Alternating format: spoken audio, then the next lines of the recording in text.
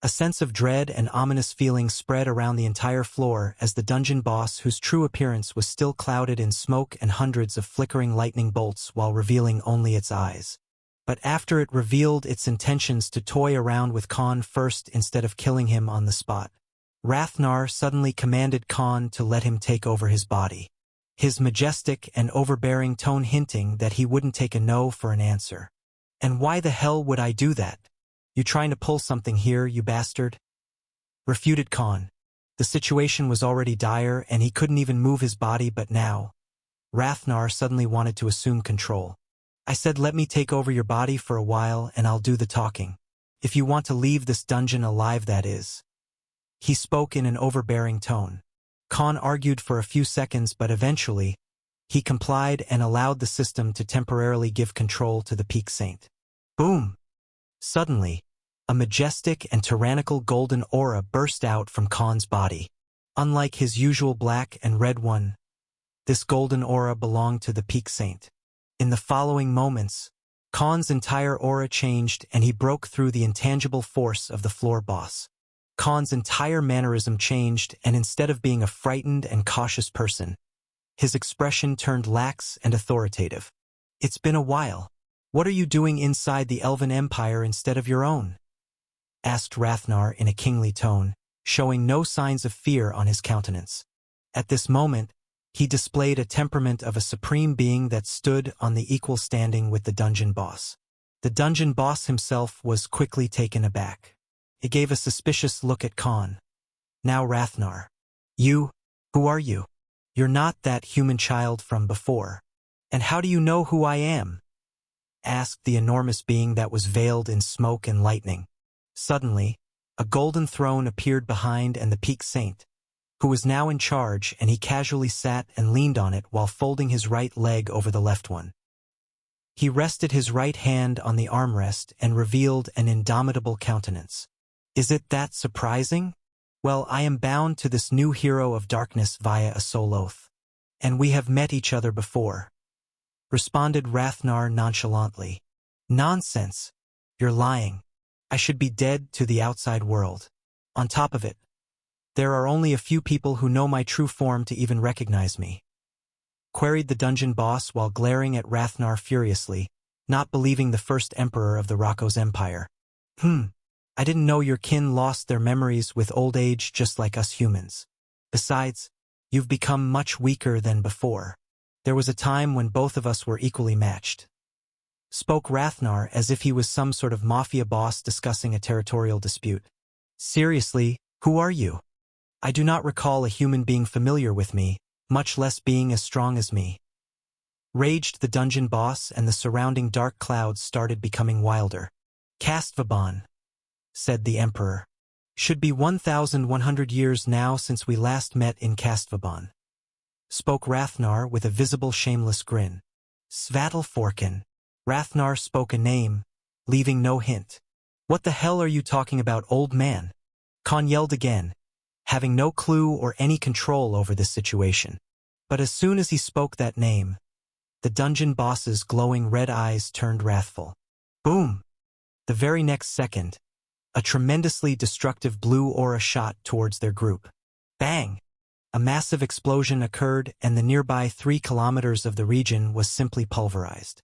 However, a massive golden dome that had encapsulated their bodies and freed Khan's subordinates revealed itself as their bodies were completely unharmed. "What are you doing, old man? You're angering it for no reason," shouted Khan from the inside. "Shut up, you bastard. Let adults do the talking," rebuked Rathnar and maintained a carefree appearance. "I'm using some of my soul essence to protect you and your subordinates, but it won't last for long." He iterated and continued. This was indeed the truth. If Rathnar wasn't using a fraction of his own soul essence, Khan and the company would have been instantly obliterated into nothingness, just like how the dungeon boss killed Ervelyn, the hero of life, in just a single moment. "Rathnar Whitlock. So it's you, you bastard. I'll kill you. You impertinent and vile vermin. You shall know my vengeance after a millennium," bellowed the dungeon boss, its voice sending shockwaves in the entire floor. "Ah!" But instead of feeling threatened or worried, Rathnar started laughing as if he heard a joke. It took me a while to figure it out. But this formation...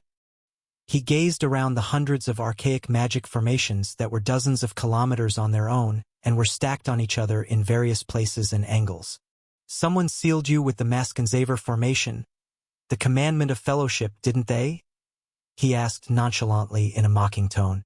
To see that you, of all powerful enemies I once faced, would be caged and sealed like this for a millennium, I can barely contain my laughter. Ha ha ha ha, said Rathnar and started laughing hysterically, adding more salt to the wound. Khan, who was in the back seat, quickly asked the Peak Saint, "Do you know who this is?" "Yes, I do," responded Rathnar as he kept leaning on his throne without a worry. "Kid, do you remember the time when Throck Oakenshield was done forging your gear? And during our conversation, I told you that I killed one to forge my sword. That was his cousin, one of the 5 who were the strongest of their kind." Revealed Rathnar about how he knew this dungeon boss and what kind of history they had. "Do you mean he is a—" But before he could speak, Rathnar interrupted Khan. "He isn't someone who should be existing in the Zivit Empire. Rather, the strongest empire in the world where he should be reigning like an undisputed monarch." Finally, the smoke surrounding the dungeon boss spread pushed around, surrounding the entire 5 kilometers radius. And as the lightning storm and the smoke subsided, Khan and the group saw the true appearance of the dungeon boss. 6 massive wings, each being 1 kilometer in width on their own, came out of the dungeon boss back. For ginormous black horns, incredibly sharp claws and hind legs as big as a mountain. A 3-kilometer-long tail that was even stronger than Rudra's entire body. A maw full of shining sharp teeth that could chomp on the hardest metals in the world easily.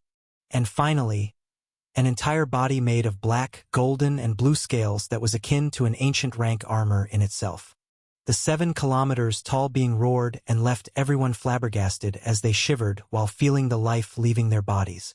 Rathnar then finally introduces the being species. "This is a royal dragon."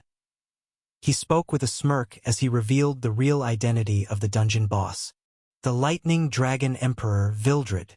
Rathnar Whitlock, the Peak Saint who was once the most feared entity in the world of Vantria. The one who slaughtered chosen heroes like cattle and even killed a royal dragon, showed a temperament of pride while introducing the dungeon boss' real identity. The lightning dragon emperor Vildred. His words echoed on this floor while everyone was simply too gobsmacked by this fact. As the words exactly meant. The being in front of them was the emperor of the Dragon Empire, the strongest empire in the entire world. What the shit? That's the ending arc plotline main boss of the story.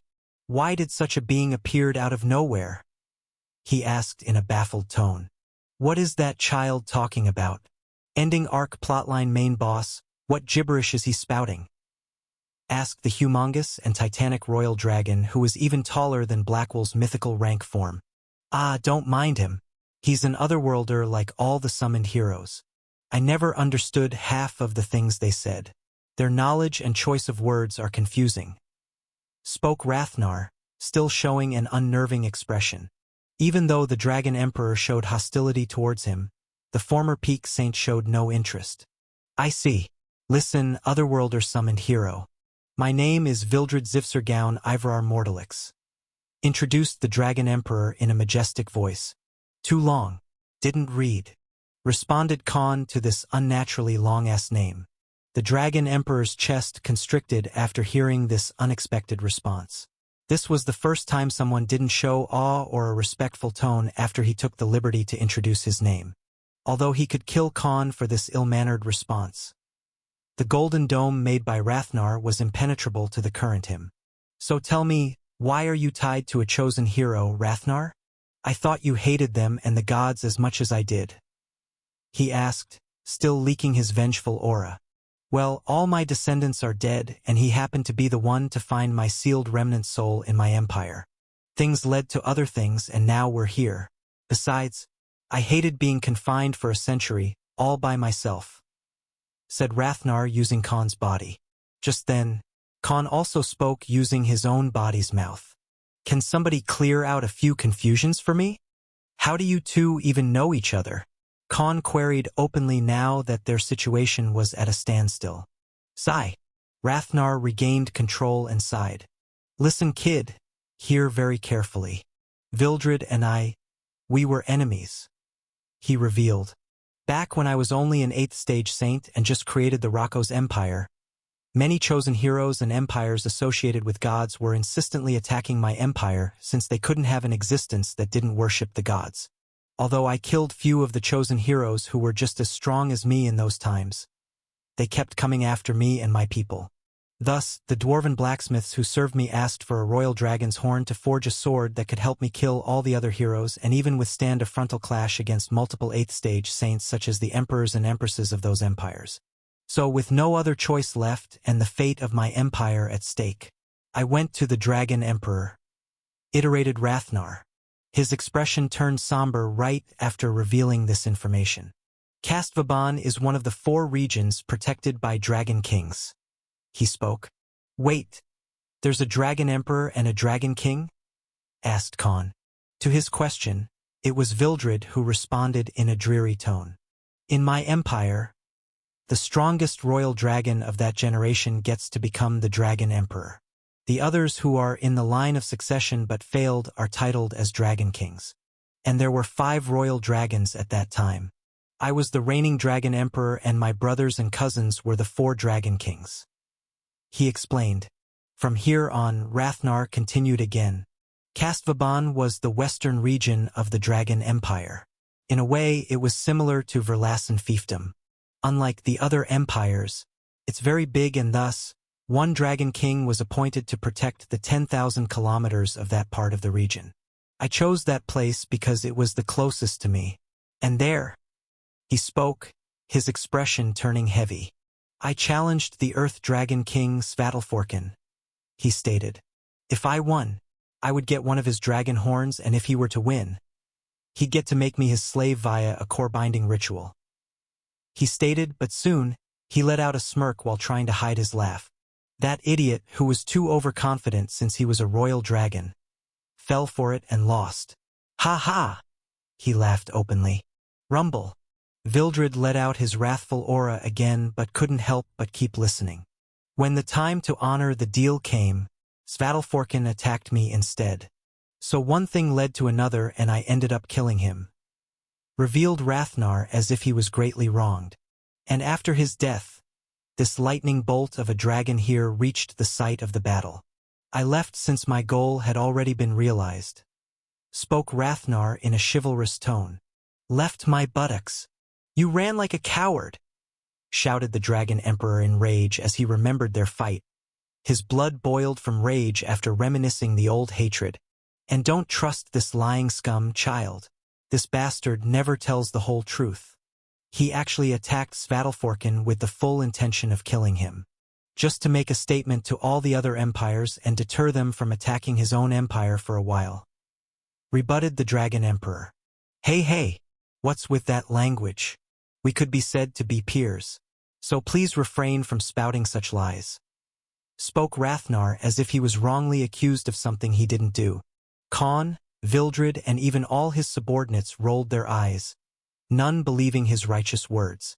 All of them were fully aware of what kind of lying and cunning man Rathnar was ever since they first met in Rakos Empire. Pierce my claw nails. I'm 1,000 years older than you.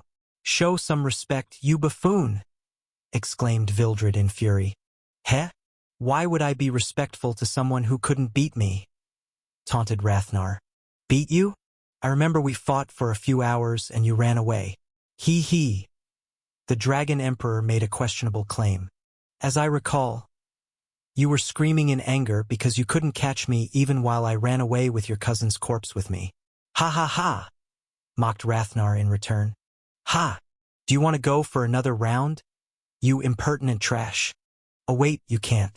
Because you're dead. Ha! Laughed Vildred, his laugh leaving shockwaves after shockwaves in the 20 kilometers radius.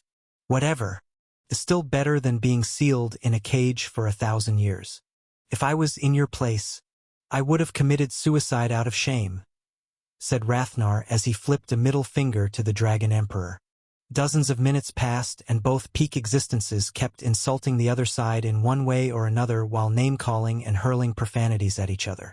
Khan understood one thing clearly, that two of the supposedly strongest beings in the world were actually just the strongest nutjobs.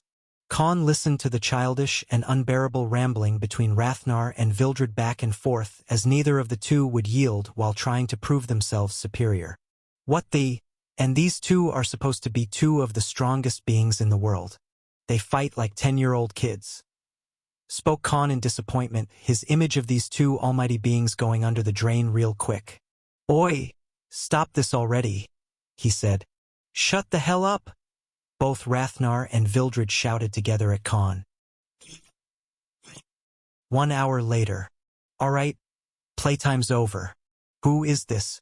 Is he your successor?" queried the Dragon Emperor. If not for Rathnar's presence and the protective dome made of his soul essence, he would have already killed everyone here. But now that he couldn't, he controlled his anger and was in the mood to talk. "Not exactly. We made an agreement over a few things, but that shouldn't be the subject of conversation at this point. Tell me, why are you here?" asked Rathnar in a serious tone. "Hey, if you want me to tell you my secrets, you should tell me first about how you even got here. Don't you think so?" Vildred made a demand. Fine. It's not like it's that big of a secret at this point," spoke Rathnar in an irritated tone. Rathnar told their situation to Vildred, about how the 8th hero of darkness massacred all the other chosen heroes 300 years ago for some reason and why Khan, his successor, was being hunted by the world and powerful saints. He told the royal dragon about their time in Rocco's empire, then Vulcan Empire, which included details such as killing Axel, the hero of fire, and acquiring his divine key. Then he revealed how they fled to Zivit Empire and acted as mercenaries, and how they ended up reaching the final floor of this immortal dungeon due to an expedition for resources while hiding their real identities. "That's it. We came here out of curiosity. We have no ties with the high elves who sealed you here." He spoke calmly. Just then, "What the hell are you doing, old man? Why are you telling my secrets to an enemy?" complained Khan furiously. "Kid, you want to leave out of here alive, don't you? You may not know this, but I'm also a great negotiator, so just let me handle things," replied Rathnar. In real time, Vildred's expression was also puzzled but soon. "Ha ha ha! So a chosen hero screwed over all those shameless and hypocritical bastards calling themselves as gods. And now this brat is suffering from the consequences.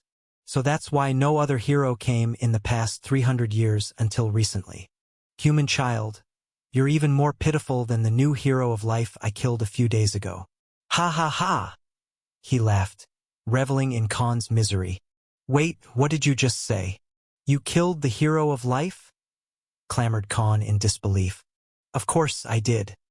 He came here to take the trial and I killed him using only 5% of my strength," gloated the Dragon Emperor with a visible grin. Even Khan was stupefied after hearing this new revelation. A 4th stage Saint chosen hero, killed by the Dragon Emperor with only 5% of his strength. Just how monstrously powerful being was this royal dragon? Only now did Khan understand the severity of this situation. If Rathnar wasn't here with them, all of them would have died long ago, just like the hero of life. Because if the Dragon Emperor could easily destroy their dungeon passes, he could also seal the space in this entire floor before Khan could even do anything. Once he ran out of Space Force, Khan would have no choice but to exit the true dimension, and all his dimensional law skills would also turn useless if his Space Force reserves were depleted. This made him even more anxious with each passing moment. "Old man, for how long?" asked Khan secretly. "Not much. 3 hours at best. After that, this dome will start eroding and we will be at Vildred's mercy. Don't be fooled just because he is talking nicely. Dragons are very vengeful creatures, and royal dragons stand at the top of their hierarchy.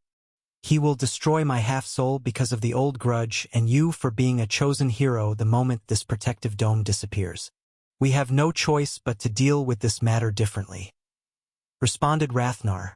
All this time, Although their conversation looked like things were calming down and they were on good terms, the reality couldn't be farther from such a naive assumption. Just then, Rathnar made a proposition. "Hey, Vildred, what if we free you? Will you let us go?"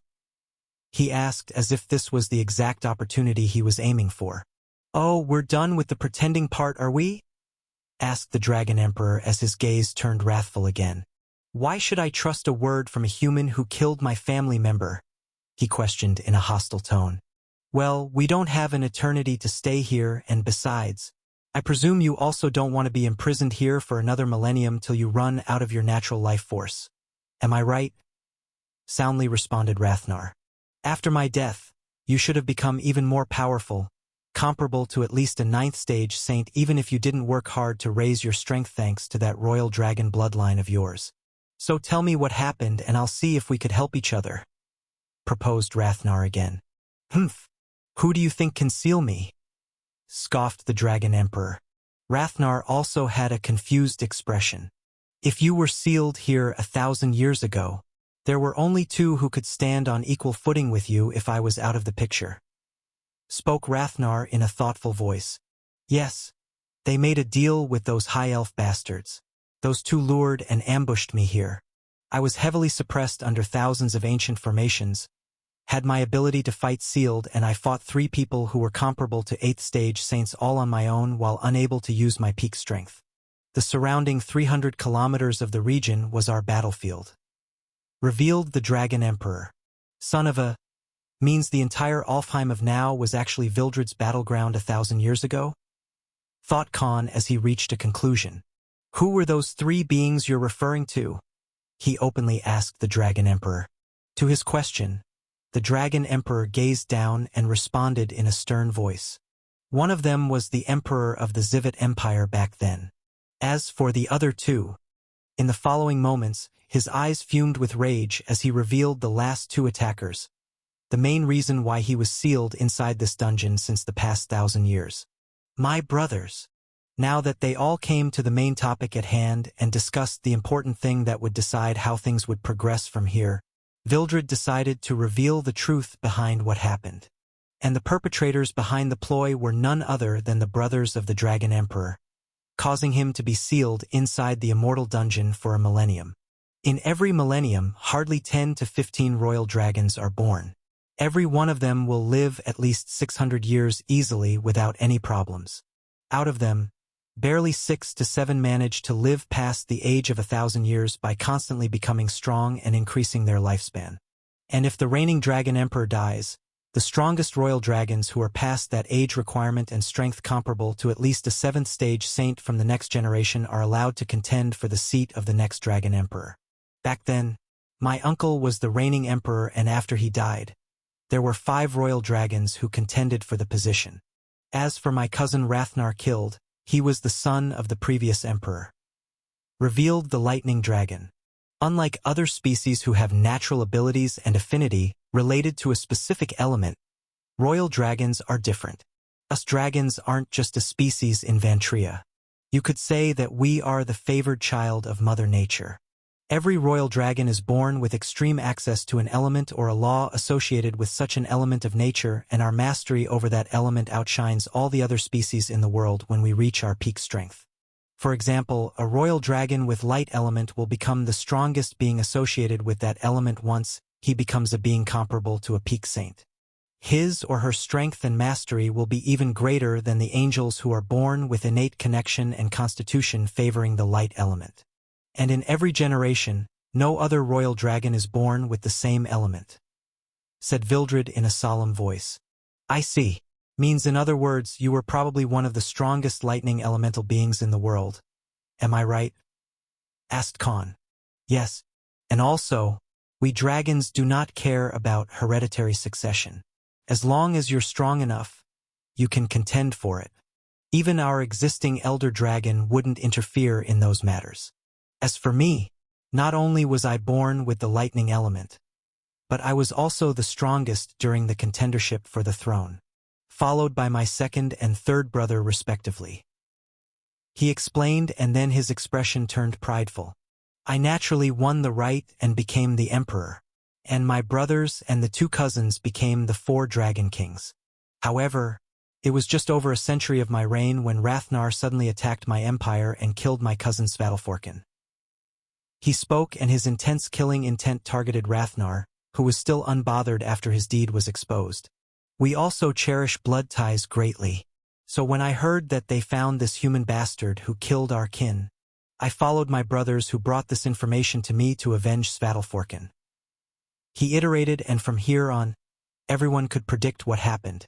They ambushed me in this place by setting up an archaic array that suppresses our royal dragon bloodline. But still, it wasn't enough to stop me because by the world standards, I was already comparable to a peak 8th stage saint. But because of my bloodline and body, I could even fight a 9th stage saint on my own. He spoke vehemently. Boy, remember, only royal dragons, god beasts, true demons, and the fireborn can fight a 9th stage saint while being only 8th stage saints themselves. The rest will face many troubles, but royal dragons won't have the slightest problem. And a difference between an 8th stage and a 9th stage saint is no different than the gap between a beginner grandmaster and a legitimate 1st stage saint. A royal dragon can easily fight against an opponent 3 ranks above them because of their physical strength, bloodline, as well as control over mana and world energy. That's why Dragon Empire is still the strongest empire in the world since ancient eras. Informed Rathnar. Vildred, on the other end, continued his story. Both of my brothers, who were comparable to beginner 8th stage saints along with the High Elf Emperor, managed to suppress me long enough to activate the formation set over the 300 kilometers. Just then, Khan asked again. Even if that was the case, still, how can you be defeated since you could even take on a 9th stage saint? He questioned in a suspicious tone. To his query, Vildred replied in a somber voice, which element is the one that could rival lightning? Both Rathnar and Khan reached a unanimous conclusion instantly. Yes, the strongest being among the attackers at that time, and my second brother, is a darkness element royal dragon. He explained. Ah, that explains a lot. No wonder you were beaten in that weakened state if your brother was born with darkness element, said Khan in an understanding tone. And my third brother is a fire elemental royal dragon, he revealed in a vengeful voice. Although I was the strongest and had the elemental advantage, I was born a few decades before them, so there wasn't much difference in our ranks and overall strength. But to overcome the advantage of my lightning element, both of my brothers conspired against me and handed me to the Elven Empire after sealing me here since they couldn't kill me. He spoke while revealing a grim aura. Wait, why didn't they kill you? It would have been easier for them to kill you for the throne instead of sealing you, wouldn't it? Asked Khan. Because this was indeed a big plot hole in the story. But neither Vildred nor Rathnar revealed any surprise on their faces. Instead, they treated this revelation as if it was normal. Does this child know nothing about the laws of Vantria? He asked Rathnar. The kid doesn't have a tour guide except me. But that doesn't mean I have to tutor him without gaining anything. I'm not exactly his mentor or some old grandmaster's soul, you know? Replied the Peak Saint with an irritated countenance. Explains why he is so oblivious to the rules of nature. He said, and then addressed Khan, revealing the main reason why he was sealed instead of being killed. It's because of the mark of sin. The Lightning Dragon Emperor, aka Vildred, revealed why he was sealed by his brothers instead of getting killed to get his position. And the root cause being something called the mark of sin that Khan heard for the first time. Vildred then decided to explain exactly what it was to Khan. Like I said, child, dragons are the favored species by Mother Nature. And royal dragons are like its favorite children, each of whom is an embodiment of a particular element of reality since the moment they are born to the day they die. If someone else kills a royal dragon, they will not be branded by the mark. But if a royal dragon kills another royal dragon, they are cursed with the mark of sin by Mother Nature itself. And the mark of sin would act like a beacon, telling the whole world about what that royal dragon did. He explained in a tranquil voice. This case is important especially if you're in the line of succession. If you kill the reigning Dragon Emperor, that branded mark will be telling everyone that you betrayed the old laws. That's the biggest shame for anyone who wants to become the emperor in our culture. He iterated. I see. So it's like branding and banishing a traitor, said Khan. Ha ha!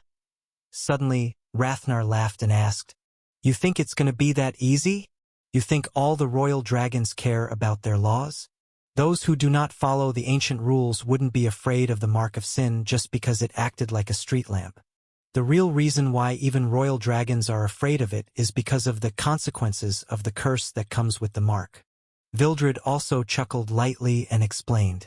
And the one who is marked will lose their ability to access world energy and mana as well as the ability to control the element they're born with. On top of it, that royal dragon will lose all their strength. Their bones will erode slowly. Their blood will burn every single day for the next 200 years while they couldn't even kill themselves or have anyone else kill them. Finally, that royal dragon would die an agonizing death while being all alone, tormented and afraid. Even to a being as strong as a royal dragon, no other form of death could be more terrifying. Revealed the lightning dragon. Even Khan was terrified after hearing that sort of painful curse, constantly suffering for every waking moment for the next 2 centuries as a form of punishment for killing your own kin. Even the strongest of minds would cower in front of such horrifying death. Hence, my brothers had no choice but to use this way to take what was mine, spoke the Dragon Emperor. Finally, Rathnar interjected now that they were done explaining the so-called plot hole. Well, what do you say then, Vildred? Want to tell us how we all can leave? My proposition still stands. He insisted again. To his pestering, Vildred shook his head. You know what kind of formation this is, don't you? He questioned the Peak Saint with a light smirk. Maskenzaver formation. The commandment of fellowship. He spoke and grumbled. What's a Maskenzaver formation, old man? Queried Khan. It's an ancient formation created by the deity of subjugation over 50,000 years ago. In simple words, it's a magic formation for taming someone and forcing them to become your servant. Revealed the first emperor. You see all these humongous formations? They're actually not only sealing Vildred here but also act like runes which would be imprinted on his soul. He iterated. Just then, Rathnar had a shocked expression and looked at Vildred. So that's why the High Elves joined hands with both your brothers. By using this formation, they wanted an opportunity to control you after one of the summoned heroes managed to pass the predetermined trial that comes with the formation itself, he exclaimed in a baffled tone. Correct. I have tried everything I could in the past 1,000 years. You know what, my class was right? Unfortunately, there's no other way for me to leave this cage unless one of the people who comes here passes the trial, stated Vildred, but the very next moment, he revealed an evil grin with his draconic maw. Doesn't mean I have to let them pass it. I'd rather die than be chained to a high elf, a chosen hero of a god or anyone else. I, Vildred Zifsergaun Ivar Mortalix, would rather die than become a slave to anyone in my life.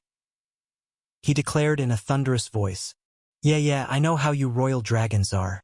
You'd rather break than bow before anyone even if it means certain death, spoke Rathnar with a conflicted expression, because this also meant that the negotiations with Vildred wouldn't result in their favor. So you can't kill us without following the rules, can you? He questioned in a sly tone. However, Vildred gave an evil laugh at that statement. Ha ha ha. Do you think I'm stupid? He asked with an insidious grin. You're but a remnant half-soul now, Rathnar. Although that dome is very strong and can withstand even against me.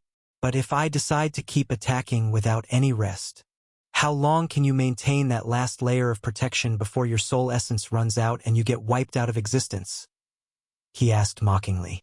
Vildred's gaze then turned to Khan inside the body and then to his subordinates. All of them are easy to kill like dropping an egg from a tree, he stated in a menacing tone. And finally he locked his eyes on Rudra. You there, anomaly. Do not be under the impression that I can't sense your bloodlines. You're on top of my list to kill, he said and laughed loudly again. Everyone's expression turned gloomy because their current situation was as bad as it could be. The negotiations wouldn't work because Vildred would rather die than watch them live because of his past with Rathnar as well as Khan being a chosen hero. And the issue was that Rathnar's protection barrier wouldn't protect them for long. As for destroying the archaic formation made by a demigod of the past, even a royal dragon like Vildred, who was once a being comparable to an 8th stage, couldn't break it, so how would they? 2 hours later, finally, the dome started flickering on its own, and Rathnar had expended a lot of his soul essence. Normally, it would have lasted for decades, but to protect Khan and the group against a mighty enemy like Vildred, he had no choice but to use the most potent portion of his soul essence. Now, their lives were hanging by a thread. "All right then, we will take the trial." Suddenly, Khan shouted and took control of his body again. Boom! But right at this moment, the entry door of this floor became visible and a being walked in. "Then let me compete as well," spoke a person under white and green robes, his face covered under a hood.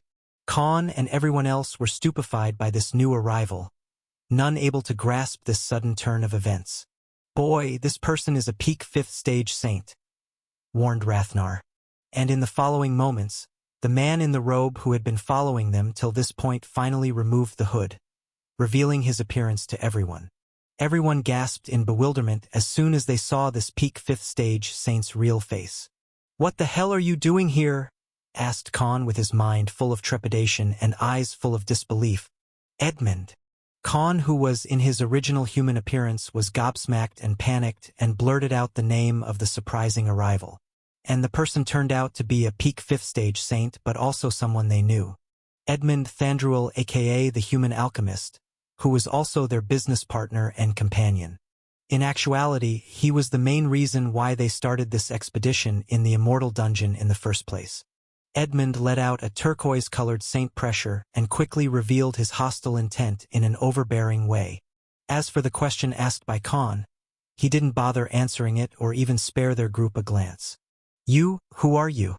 And how did you arrive here?" asked Vildred, his expression being full of surprise as everyone else. "You definitely didn't engage in a single conflict. Otherwise, I would have sensed your presence a long time ago," he iterated in a stoic voice.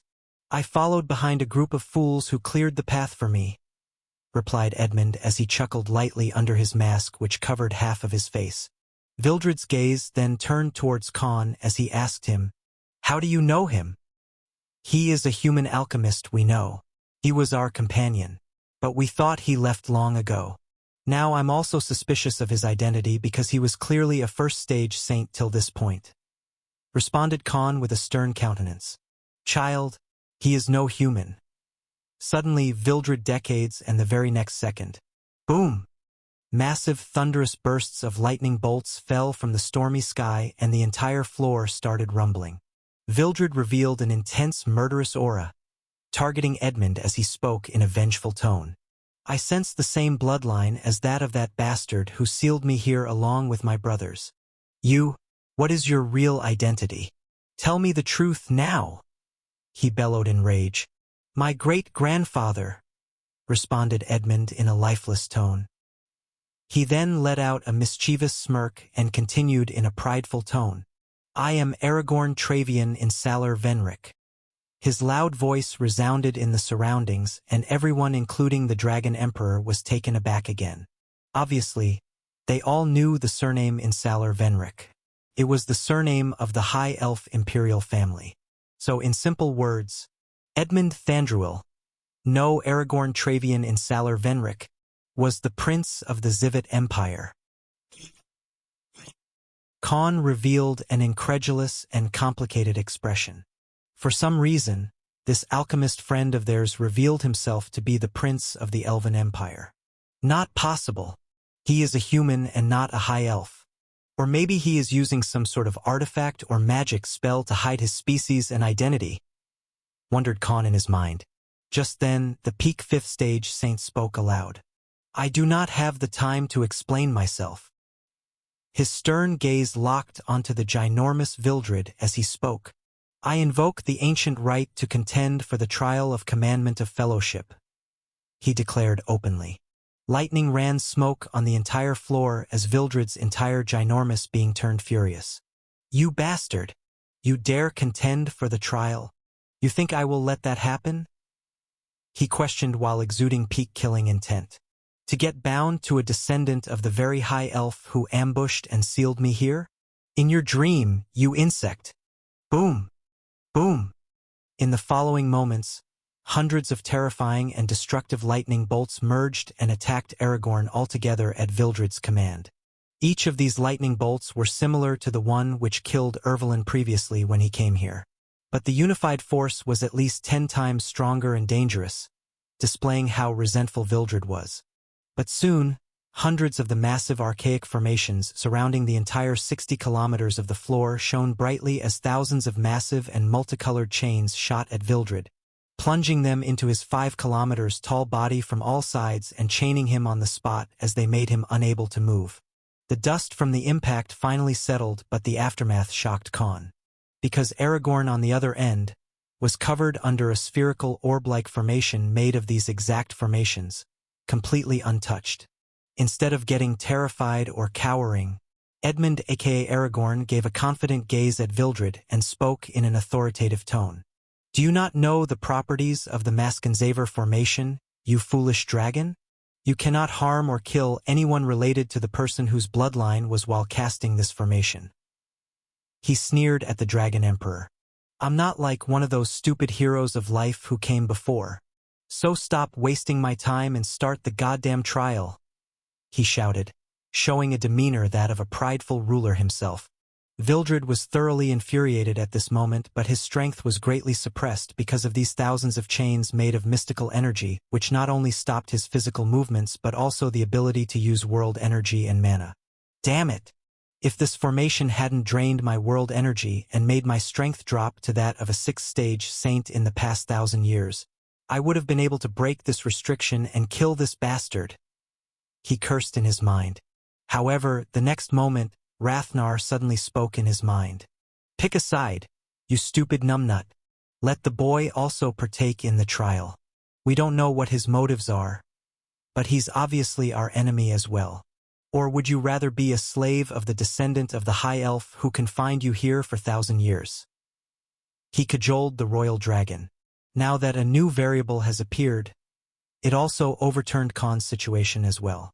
Previously, Vildred would have most likely waited for Rathnar's soul essence to deplete and then kill Khan without even giving them a chance to use the trial of commandment of fellowship. But now that Aragorn aka the prince had appeared out of nowhere and revealed his intentions to take part in the trial, it also created an opportunity for them to use it as a means to get a chance to survive. Hence, Rathnar couldn't just let go of that opportunity and play a big gamble since their circumstances were in turmoil. Finally, with a greatly indignant and aggrieved expression, Vildred declared, "Fine. I shall allow both of you to take the trial." Finally, another chance to get out of their current predicament appeared. Both Khan and Aragorn were finally going to contend for the commandment of fellowship because now, even Vildred was forced to give him a chance due to the Elven Prince's appearance. But right when he thought things were salvageable, Aragorn spoke in a loud voice. Consider this as me thanking you for the free ride you provided me till now. If you fail from here, it's on you. He spoke with a confident voice as if he was certain that Khan would fail the upcoming trial. Khan then asked Edmund aka Aragorn about something he was curious about. Since when did you plan to use us? To his question, the long and gray-haired Aragorn responded with a mocking tone. Don't feel so special. Whether it was your Misthios guild or the 12 Valkyries, your lives were only meant to be used as my meat shields since the beginning. He revealed without sugarcoating anything. It wasn't your comrade who approached me in the Alfheim Alchemy Association, but instead, it was me who lured him to myself and create ties with him after knowing his position in your guild, which happened to be the strongest mercenary guild. But things went even smoother than I expected because of your greed. He spoke, taunting Khan. What do you mean? Asked Khan with a gloomy expression. Do you think I'm unaware of your nature? I'm 280 years old now. I have met many people like you in my life. Back when you approached me as a business partner by yourself, I could already see that you wanted to earn a lot of money and resources quickly and become powerful as soon as you could. That's why I accepted your proposal very quickly and turned you into my ally under the pretense of establishing my own company with your help. You're just a fool driven by greed, so you couldn't see through the deception, he stated as he sneered while looking down on Khan. At this moment, Khan suddenly recalled the moments of the day when Armin brought Edmund to their guild headquarters and introduced him. It wasn't him who luckily met a saint alchemist, but instead, everything was pre-planned by Aragorn. And your people outperformed my expectations. I expected you lot to go as far as 81st floor, but luckily, that stupid hero of life had already cleared the path for us. But Avunso, the way you cleared the 91st floor boss without even having the Imperial clan's bloodline token, I must say I underestimated your abilities. He iterated nonchalantly. Damn it! Now he already knows that Legolas Ragnarsson is a fake persona. Well, at least he doesn't know my real identity. Thought Khan, cursing his luck. Legolas Ragnarsson, or whatever your real name is. When you and your warriors killed the Elder Hydra, I was only pretending to be knocked out, said the Elven Prince with a devilish grin. Khan and the entire group were suddenly rooted on the spot.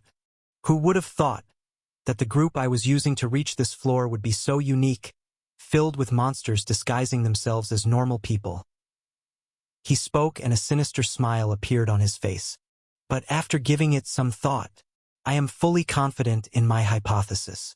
You are a chosen hero, aren't you? Utter silence. This time, even Khan and Rathnar were simply stupefied. Great. Now everyone knows my identity. This plot is getting too repetitive now. Cursed Khan in his mind. Who would have thought their supposed companion will turn out to be the Prince of Zivet Empire, and on top of it, they would end up exposing their secrets while killing the Elder Hydra. That's not the issue here, boy. Think carefully. Aragorn can't be killed inside this dungeon because the Maskenzaver formation and the Imperial Bloodlines token he spoke of is protecting him from all of us. And if he passes the trial and becomes the owner of that royal dragon, he will definitely make Vildred kill us all later. Spoke Rathnar in a somber tone. That means I must pass this trial no matter what, said Khan with a grim expression on his face. Vildred, on the other side, started chanting something in a language Khan couldn't understand even with his all languages known to war deity blessing. And after 2 minutes, 2 translucent white doors covered in archaic runes and formations appeared in front of both Khan and Aragorn. There are 3 trials in total. This is the first part of it. Enter inside and the one to find and complete the true objective of the trial will pass it. Know this? There is no time limit. But if you mess things up and don't pass this, you'll die, spoke Vildred in a somber voice. At this point, even he had no choice but to let fate decide who was to become his owner. If Aragorn, who seemed to have prior information about the trial and the rules set by the Maskenzaver formation, hadn't shown up, he was simply going to kill Khan and be done with it. Yet, because the descendant of high elves who for some reason looked like a human, he was forced to allow them to take the trial. Sigh. Without further ado, Khan sighed and entered the bright light as soon as the door opened. Bang! Intense pain suddenly woke up Khan as something hit his stomach. Get up, you smartass! A low-pitched voice reached his ear and Khan opened his eyes. His head felt groggy while his legs, arms, and stomach hurt. In front of him were 3 kids in school uniforms, laughing at him. Khan then noticed something as soon as he regained consciousness. He was now in a spectral form similar to a ghost, as his body was no different than that of a hologram. But suddenly, the image in his sight flickered and changes happened to his entire body. His arms were turned short. He was wearing glasses while gasping for breath. His clothes were dusty and his left sleeve was tattered. Arg! He groaned lightly and an immense surge of pain hit his mind again. After completely regaining his consciousness, Khan spoke. This place. I know this place. Ugh! He groaned again and noticed that his face was full of bruises and his lips as well as gums were bleeding. I told you to bring the money, you prick, said the boy in front of him, and punch.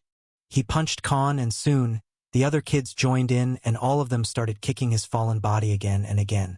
What the hell is happening? Wait. I know those 3. He thought as memories started flooding his mind like the surging tides of a tsunami. Soon, Khan was separated from the small body of his and like a ghost. He left it as the kids kept beating the small Khan. This can't be. No. I can't go back there. he exclaimed in fear for the first time. Because at this moment, whether it was the sole Khan or the small Khan, he was feeling all the pain and helplessness. Even though these two forms were separated, they felt everything as if they were a single entity. Because at this moment Khan was back in his childhood as Elric. Khan watched his school bullies beat the young and weak him as Elric. As per his eidetic memory, this was the third time he was beaten by these three kids in front of him in a downtrodden warehouse close to his school. These assholes!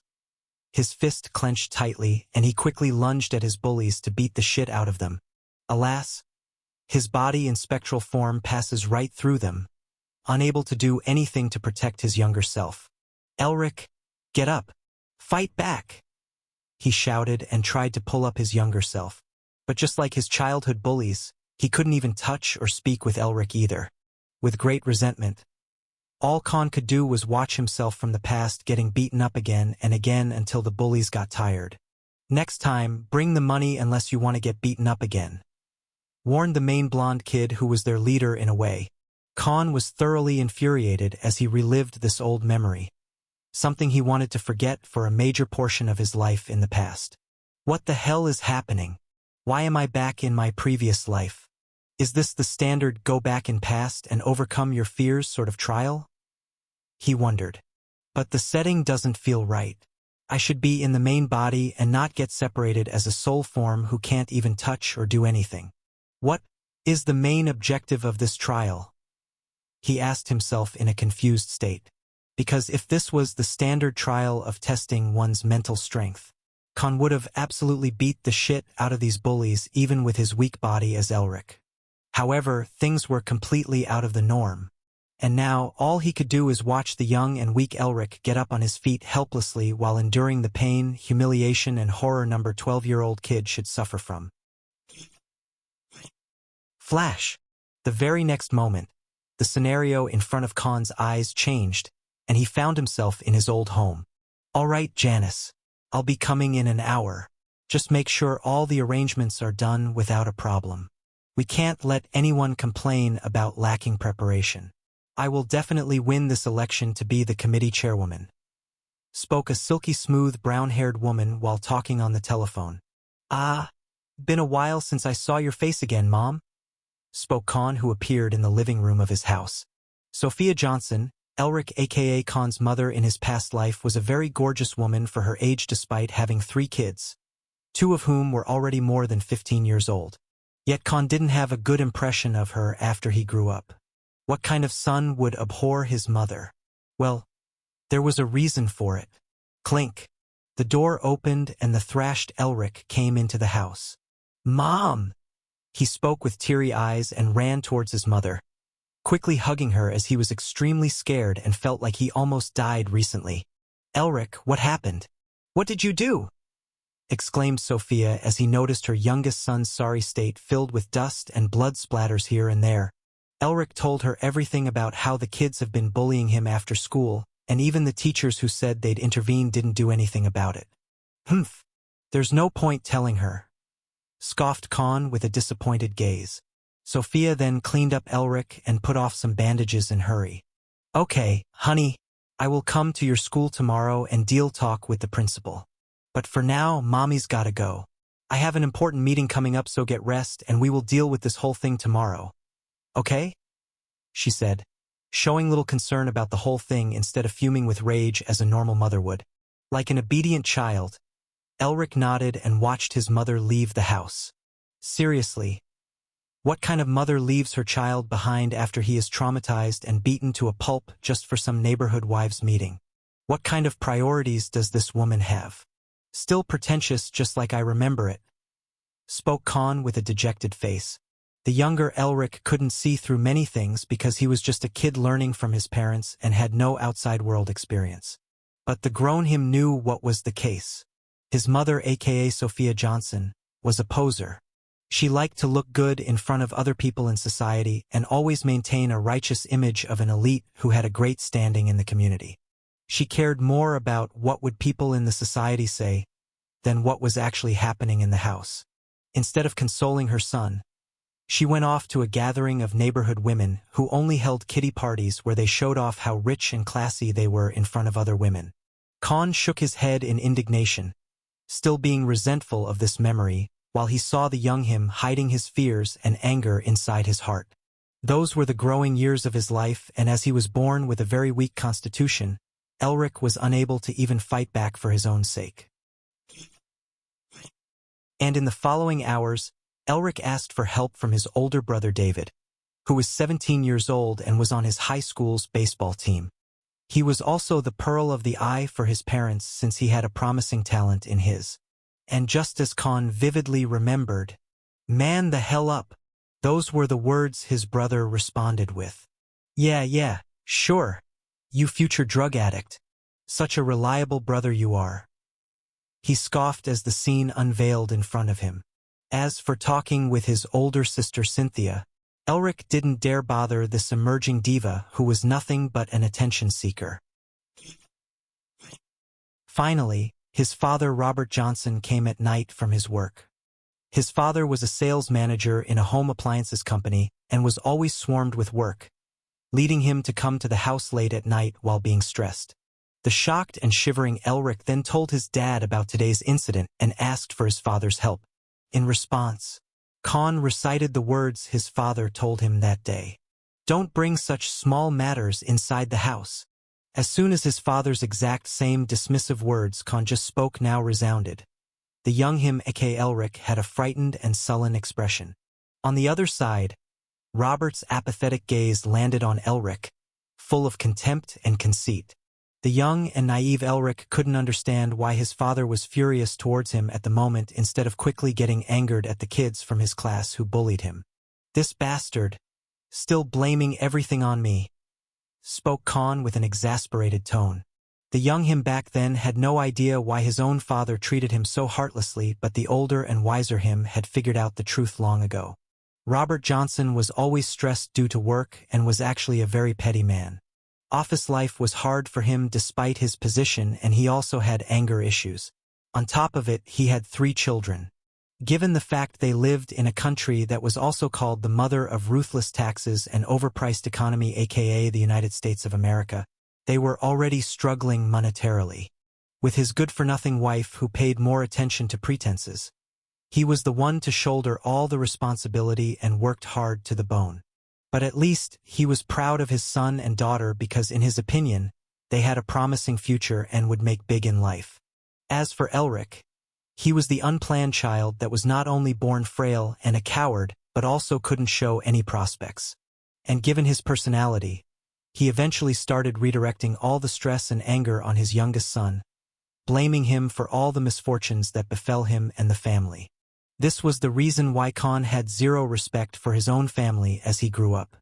Instead of understanding the fact that their youngest son was different compared to their first 2 children and raising him with a different approach, both his parents either showed him neglect or labeled him as the root cause of their problems.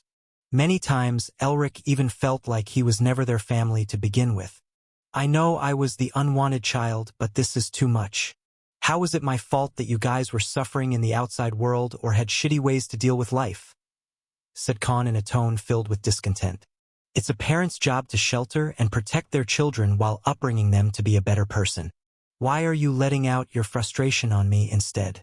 Why did you bring me into this world if you couldn't afford to raise a 3rd child?" cursed Khan loudly as he almost wanted to take a swing at his own father. And just like the last time, the meek and distraught Elric silently went into his room, feeling terrible in every possible way. At midnight, Elric sneaked on top of the house and used the attic's window to get on the roof. The moon in the sky shone brightly, giving a sense of serenity to the atmosphere. But for Elric, it was as melancholic as it could be. Khan also phased through things and hovered in the air behind the sobbing Elric, who could do nothing but whimper in sorrow. "These people have scarred me since childhood. If I had better and caring parents, maybe I would have grown up to be a different and confident man." He Khan in an incredulous tone. A gust of wind followed and a cold breeze hit the young Elric as he spoke suddenly. "You there, mister? Who are you?" Shocked. Khan was shocked on the spot as Elric spoke to him for the first time. "You, You can see me? He asked in a bewildered voice. I can. I could see you after they were done beating me this morning. Are you a ghost? Asked Elric as he settled his uneven glasses. To his response, Khan sighed in relief.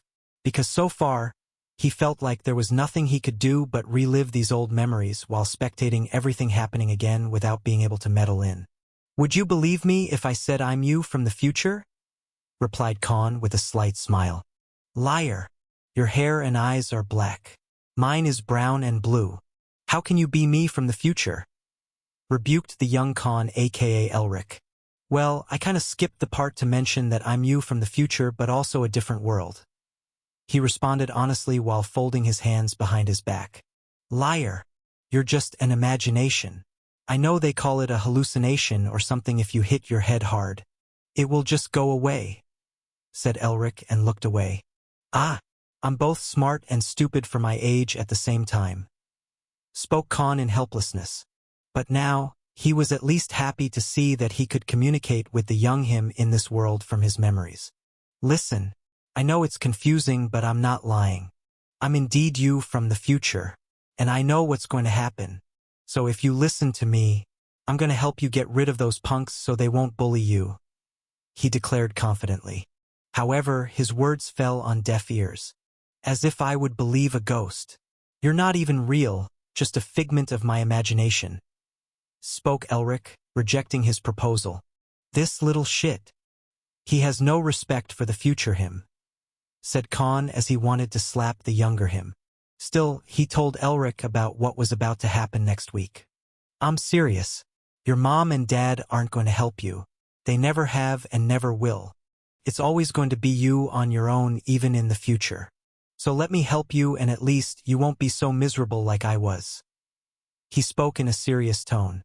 Nonetheless, the young brat named Elric paid no heed to this warning. The next week, Elric groaned as his head was pulled out of a water drum by his bullies. Despite Khan's warning, he kept believing that his mom would come through and protect him by meeting the school's principal. But nothing happened and again, he was suffering from his stupid notions as the bullies beat him again. Khan wanted to punch the hell out of those kids, but he couldn't do anything. And the peculiar fact here was that when Elric was suffering while drowning, he was too. But he couldn't touch anything or intervene. And after the beating was over and Elric returned home, he berated the dumbass him of the past who just couldn't muster the courage to stand up for himself. What could I do? If I fight back, then they will hit me and I will be hurt again more painfully. If I just keep enduring it, they will get bored and stop bullying me, spoke Elric as his figure was lying on his bed. Yes, they eventually will give up on bullying you. But the long-term repercussions are going to be more severe than just physical wounds, spoke Khan as he reminisced how greatly these incidents during his childhood impacted his mind and personality in the upcoming years. He looked at Elric's sorry state and then at himself as a revelation hit his mind. I understand now, he said in a determined voice. The purpose of this trial isn't about the current me helping the young me. His gaze then landed on Elric, whose eyes were full of self-doubt and dejection. It's about the old me choosing to help himself. Khan finally understood the main purpose behind the trial and why he was in a separate spectral form and not in charge of his own body. The objective was about making the young him take a stand for himself and make an effort to bring out changes in his personality. At this moment, he recalled what consequences these incidents had on his personality while growing up. Back then, since Elric never received help from anyone or had somebody to cheer and support him while growing up, he had resorted to running away from his problems while suffering alone. Because of this, as he grew up, he ended up seeking a comfort zone instead of facing adversities and overcoming his fears. In his previous life, he couldn't see through these psychological patterns, but now with his memories of past life and his position in the current scenario as a third-person spectator, he understood how serious the situation was. Unlike how many impulsive idiots who quickly jumped to conclusions usually thought, real life was not similar to that of a story, a novel or some TV show where a weak-willed person gets bullied, trampled on and abandoned by his own people just to emerge powerful and victorious later through hard work and sheer effort alone. Every single person's mind worked differently, and they adapted to situations based on their outlook on the world and present circumstances. Some people emerged better and stronger, while many would forfeit their lives to fate instead of fighting back after the world breaks them down from the inside. For Khan as Elric in his past life, he had resorted to escaping from the harsh reality and endured the suffering all alone, as he believed that no one actually cared about him and he was inherently weak to even fight back. His instinct wasn't that of a predator but a docile herbivore that couldn't escape the clutches of his hunters no matter what he did. Hence, he subconsciously believed that as long as he didn't cause trouble for anyone or received someone's attention, whether good or bad, he'd be left alone, unhurt and without any enemies. All he had to do was be average and mediocre, while keeping his head down, since no one had any sort of big expectations from him to begin with. And if he maintained that very approach, he would get by just enough to survive and live peacefully. They really broke my mind back then, huh? Spoke Khan to himself. Now that he was used to being powerful, cunning, and also determined, Khan saw through the blooming shortcomings of his past life which would dictate his future. No, I can't let it happen again. This time, no matter what I have to do, I won't let myself become a pushover who was so weak and pathetic that one wouldn't even bother caring about his existence. He proclaimed with eyes full of indomitable resolve while exuding a kingly aura. 2 days later, the classic reenactment of bullying started as Elric's classmates started thrashing him out of habit. This time, 2 more kids had joined for the fun of it. "Help me!" Elric shouted while being choked to death by a fat and burly kid who was thrice his body weight. "Ha ha ha! Who is he asking for help? Have you gone mad, Johnson?" taunted one of the kids. Swoom! A pulse of shockwave phased through his spectral form. As soon as Elric sought help from him, Khan felt an indescribable and intangible connection between him and Elric. In his mind, Khan could feel that connection was asking for protection and help that Elric desperately wanted for the first time since he entered this old memory. Khan opened his eyes that were now filled with amazement. "I see. It was my own will as the younger me that had expelled the current me outside the body previously when I entered this trial.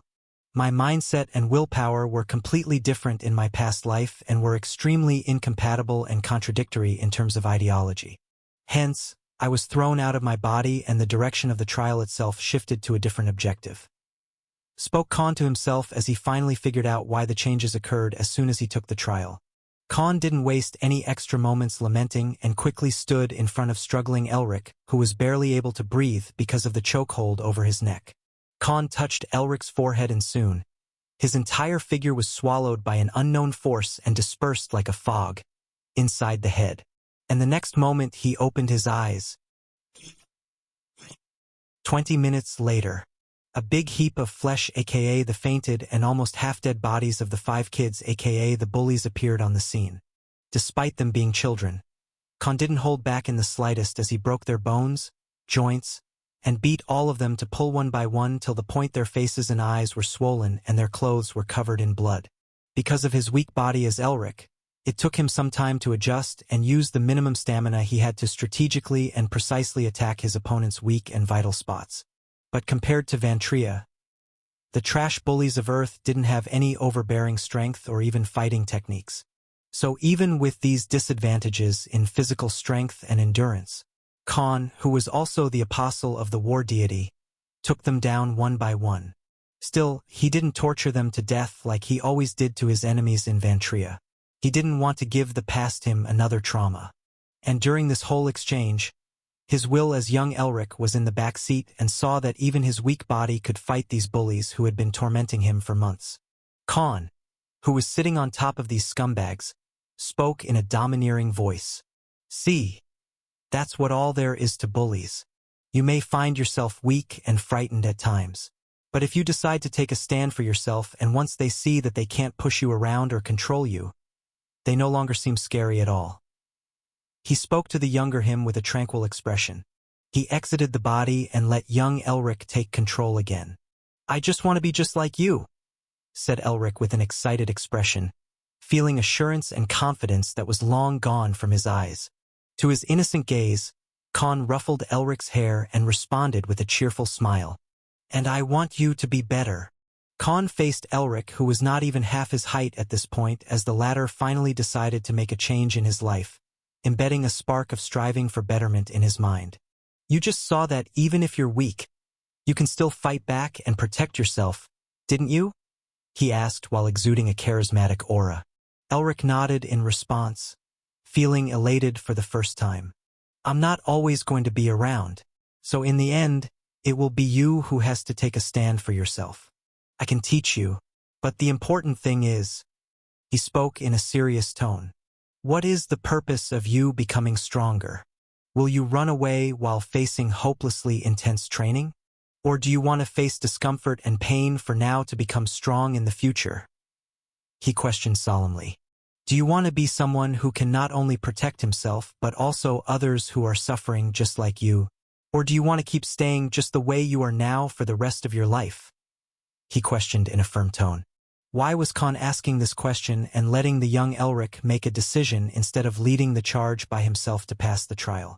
Because he had figured out what the young and frightened him from the past needed the most.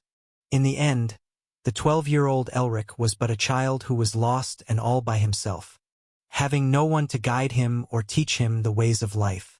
When a child falls and let's say they hurt themselves, in their perception when you say you're okay, and they know they're not because they are scared or they are hurt, it is very confusing to a child's mind.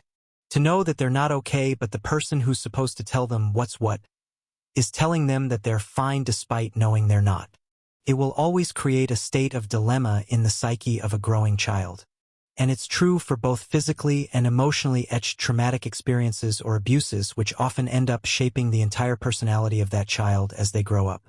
So even if all of this was just some trial or some illusion, Khan wanted to be that person for the young Elric, the guardian angel and the mentor he never had in the previous life. And finally, after thinking for a long time, Elric made a decision and spoke. Teach me how to become strong. Khan nodded in affirmation and shook hands with Elric now that they could corroborate at will. 2 months later, a familiar scene appeared in front of Khan. This time, 8 kids were lying on the ground, completely unconscious while their faces were filled with bruises. However, this time, it wasn't Khan who did the beating to these kids who suddenly ambushed him while ganging up due to resentment in their hearts.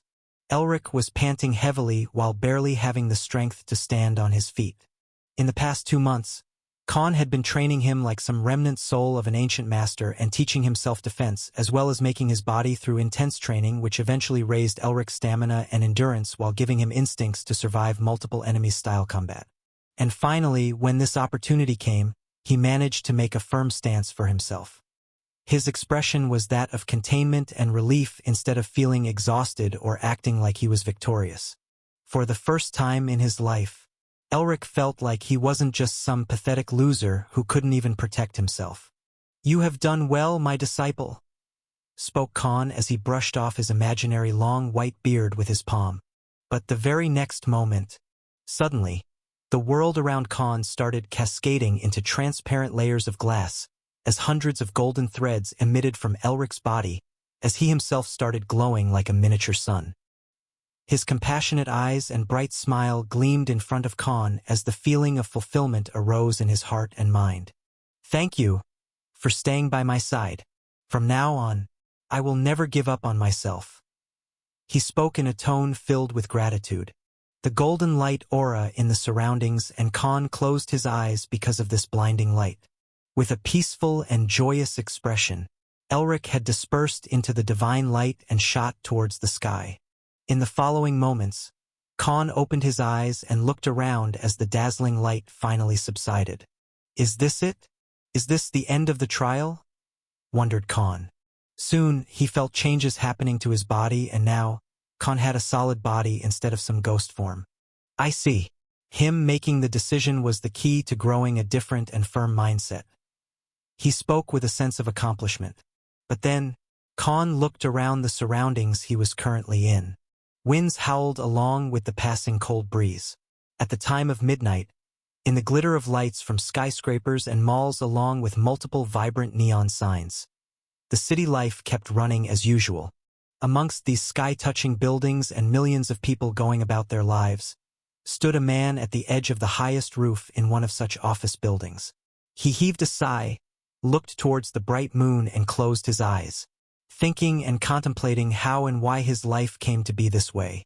Khan, who saw this brown-haired man with glasses while wearing a blue office coat who now stood close to the ledge of the parapet, shuddered in fear instantly.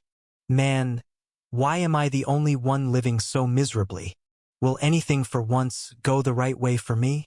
Why am I the only one always getting the short end of the stick? It's as if the world itself is trying to tell me that I really don't matter at all. Spoke this man with a tone filled with grief and desperation. Khan was terrified at this moment because how could he forget the most decisive day of his previous life? The one in front of him was the person whose single decision changed Khan's destiny. This place, this environment, and this scene were etched in his mind vividly since it was the memory of the night he committed suicide. Strong gusts of wind hit his body as Elric was partially in a trance while affirming his resolve to jump down from the edge. The worst day of his life had broken his will to live and give up on everything as a living human being. Step. And finally, with a loud step, he stood over the ledge and looked down below at the street and the bustling crowd. He took a deep breath and closed his eyes as a cold breeze trickled on his face, speaking in a depressed voice. Man, what a pathetic life it was.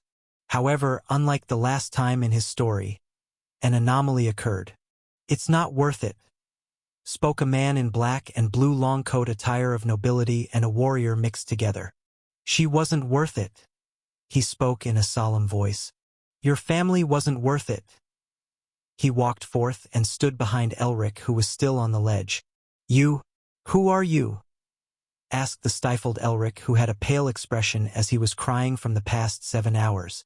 But with that question alone, Khan understood that this grown-up Elric and the younger Elric were from separate memories and had no connection between them. I'm you, but stronger, responded Khan while revealing a mysterious aura. But who is I'm you but stronger? Asked the confused Elric. Khan rolled his eyes in response and leaned towards the parapet beside Elric. If you come close, I'll jump for real, exclaimed Elric. Yeah, I know you will, responded Khan as he gave a lifeless expression. Because you already did. Soon, Khan started a casual and random small talk instead of trying to deter Elric from jumping down. Because at this moment in his mind, he had come to understand why things transpired that day the way they did. This was the truth Khan hadn't figured out back when he committed suicide. But now, from a third person's view and his old memories, there was much more story behind why he decided to commit suicide that night. It wasn't just loneliness, heartbreak, or depression, but a culmination of too many emotions and failures in his life that pushed the old him, aka Elric, to the edge. And finally, Khan decided to address the important topic. I know of your suffering. I know you have been desperate and yearning for love and companionship all your life. And yet, you chose to run away from reality because you were afraid of being hurt again. You were scared that you would be abandoned in the end just like your parents did. Since childhood, you were all alone by yourself. He spoke in a crestfallen voice. Who are you? How do you know so much about me? Asked Elric in bewilderment. Come down and I will tell you everything, replied Khan nonchalantly, as if he didn't really care if Elric jumped or not. This made even Elric feel like something was happening behind the curtain. But in reality, Khan was just fooling his oversuspicious old him. Naturally, he knew his own personality back then, so he tricked Elric into overthinking his approach. However, Elric didn't move even with the risk of falling with a single strong breeze. Watching his conduct, Khan sighed and spoke. Reading those mangas, novels, and watching those anime, movies, and TV shows were just a distraction to the core problem.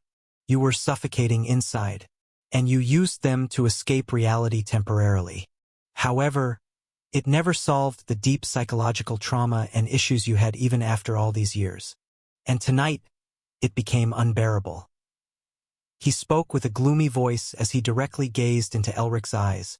The dazzling moon in the sky and the cold breeze in this tranquil atmosphere fluttered both of their clothes, but at this moment, Both Elric and Khan felt an indescribable form of connection between them. "Before you make that decision to jump down, let me tell you a story," said Khan, his tall figure standing firmly and revealing an enigmatic aura. He iterated again, "Let me tell you our story." 3 hours later, Khan told him the truth and everything that happened after he committed suicide as Elric. His reincarnation by God of Darkness, his entry in Vantria, the subordinates, close friends and allies he made in his new life, as well as his gradual journey to the present moment when he took the trial. Khan did not hide a single thing from Elric, learning from his experience with the young Elric from before. The brown-haired, blue-eyed and spectacles-wearing Elric was overwhelmed after hearing all of this information. "So you mean I'm not real? And this is just a test from our memory?" he asked in a skeptical tone. And all Khan could do was nod. "Ha ha ha. It sounds messed up." Suddenly, Elric laughed as if this was some kind of joke. "So you're telling me that you reincarnated into a different world like those novels and still didn't make it big despite being some sort of protagonist halo around you? Which kind of a noob and pretentious moron of an author wrote this novel then? You're not following any standard story pattern I've ever read or could imagine." He laughed off, attempting to provoke Khan in a way to check his claims.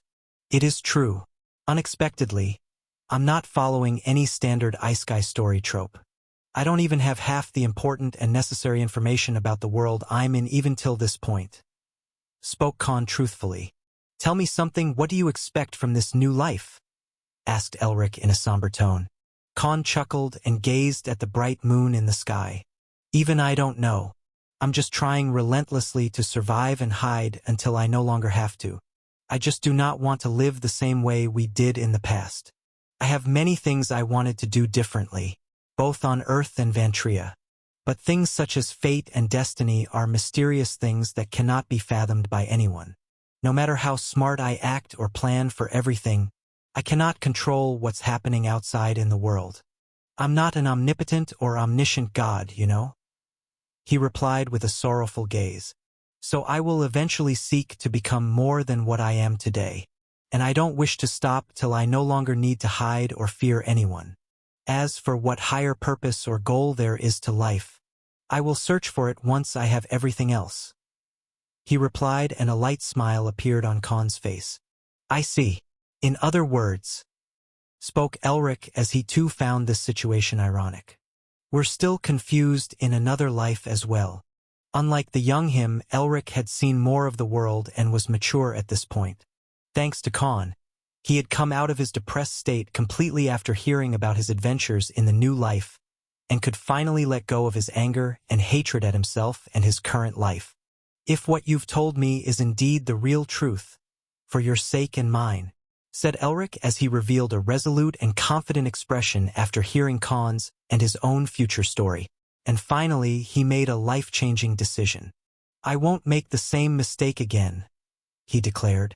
"And I hope you don't ruin your second chance as well," spoke Elric, his countenance showing that he was convinced as he came down from the ledge and looked at Khan, who was taller than him.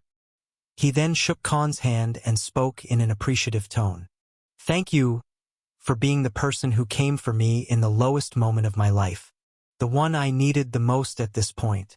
And I want to ask you to do something for both of our sake," he said with an amicable smile. "Do what?" questioned Khan with a suspicious gaze. "It's okay. You can let it go now." Those were Elric's last words as he turned into a gray fog and entered Khan's palm where they had been shaking hands. Elric's figure faded into nothingness as Khan was bamboozled. What did he mean by those words? He wondered. In the very next moment, a surge of heavy and indescribable feelings hit Khan's mind as a tsunami of emotions appeared in his consciousness. For the next couple of minutes, Khan was speechless and frozen on the spot with his eyes closed.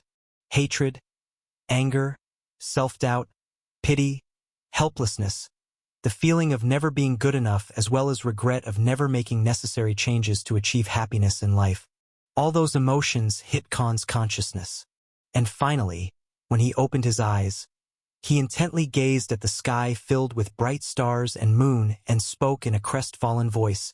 "Man, I hate these kinds of trials. Who the hell wants to do soul-searching at this point? He said like he detested this scenario created by this trial. But soon 2 drops of tears appeared in his eyes, slowly coming down towards his jaw while Khan himself clenched his fists tightly. After so many years since being summoned in Vantria, Khan genuinely cried for the first time from the depth of his heart. What did Elric mean by his last words? What emotions did he convey to Khan after he was absorbed by the latter? I'm still so pathetic. Even after dying and reincarnating, even after getting a second chance at life, I still can't let go of my past life's lingering regrets. He spoke in a heavy tone. Elric was right. What's the point of living a new life if I am still shackled by the regrets and mistakes of my past? He spoke in a somber tone. As the moments passed, his pitiful countenance started changing. It's time I let go. It's time, said Khan. He wiped off his tears and revealed a content expression as he spoke with a resolute mind, with a feeling as if he was reborn. To move on. After finally embracing his past and letting go of his lingering regrets completely, Khan was left with a gloomy and dejected expression. Soon, the surge of blinding white light flashed before him, and the next moment he opened his eyes. He was back inside the final floor where he previously stood. However, Khan did not speak anything or revealed an elated expression after passing the first part of the trial. Rather, he was as solemn as one could be. At this moment, it felt like a mountainous burden was lifted from Khan's heart, and he had finally found peace within himself. His countenance was that of a man who had just been reborn again and moved on in life. Finally, after absorbing all the happenings during the trial and letting go of his past life regrets in the next couple of minutes, Khan spoke again. How much time has passed? Omega among the group responded in a somber voice.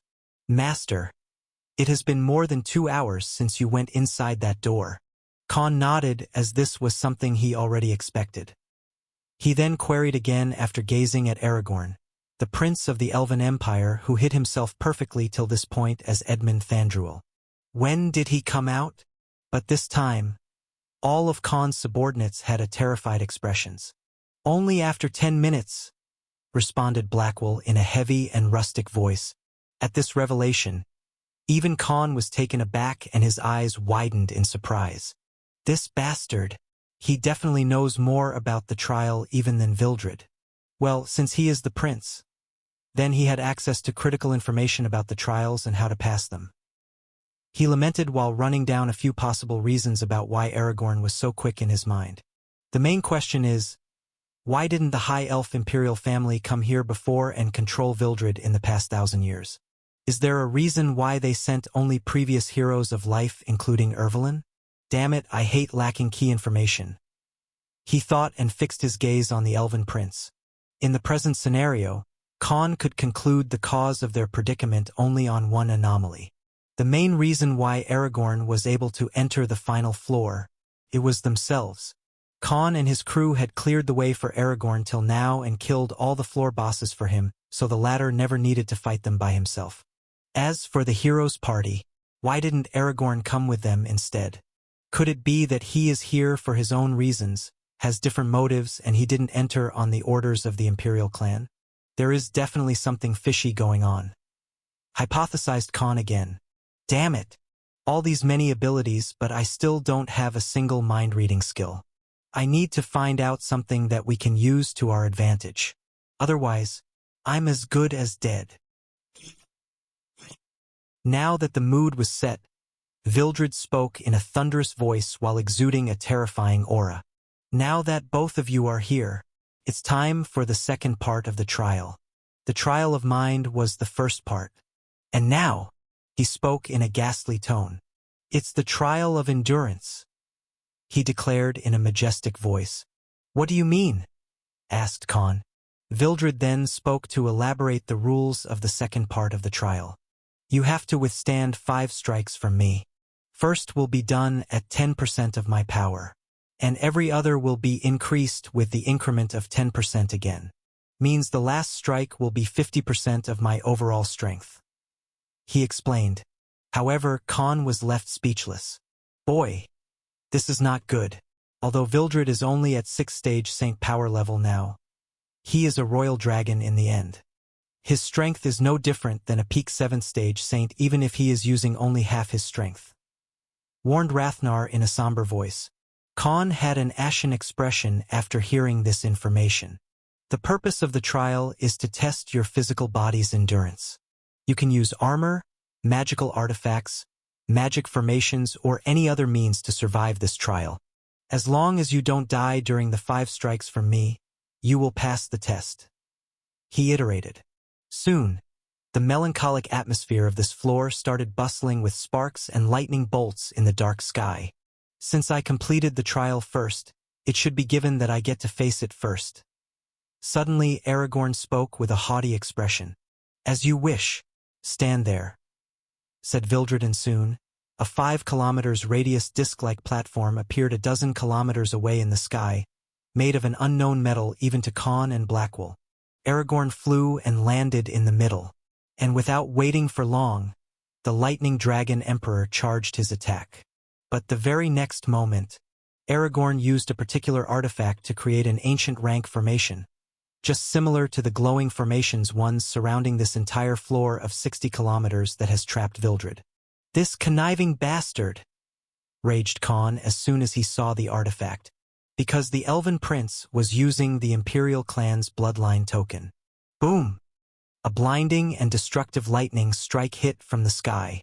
However, only the surrounding area was damaged. As for Aragorn, he just stood inside the protection barrier as not a single hair on his head was touched. "He's cheating!" shouted Khan. To his claim, Aragorn only smirked and spoke in a shameless tone. "The trial rules didn't mention that I was prohibited from using it. Why do you think my great-grandfather created this token in the first place?" he questioned with a smirk.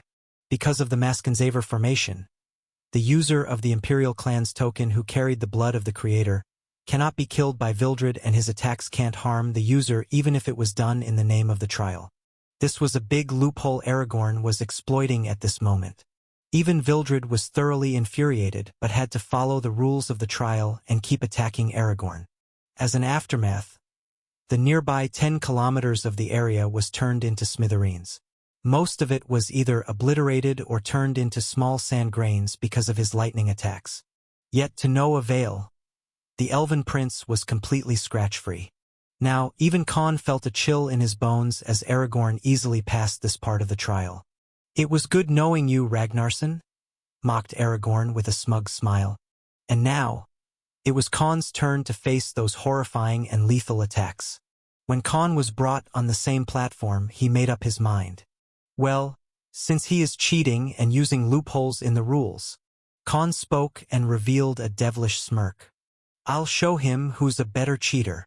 After Aragorn Traviansar in Salar aka the Prince of the Zivet Empire shamelessly cheated and passed the second part of the trial of Commandment of Fellowship, Khan, Rathnar and all the subordinates had fuming expressions as they helplessly watched the Elven Prince treating this matter as if it was an expected result.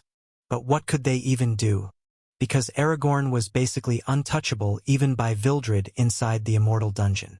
Just then, Khan also revealed a resolute expression as a plan hatched in his mind on the spot. "The trial prohibits you or anyone from interfering in any way, right?"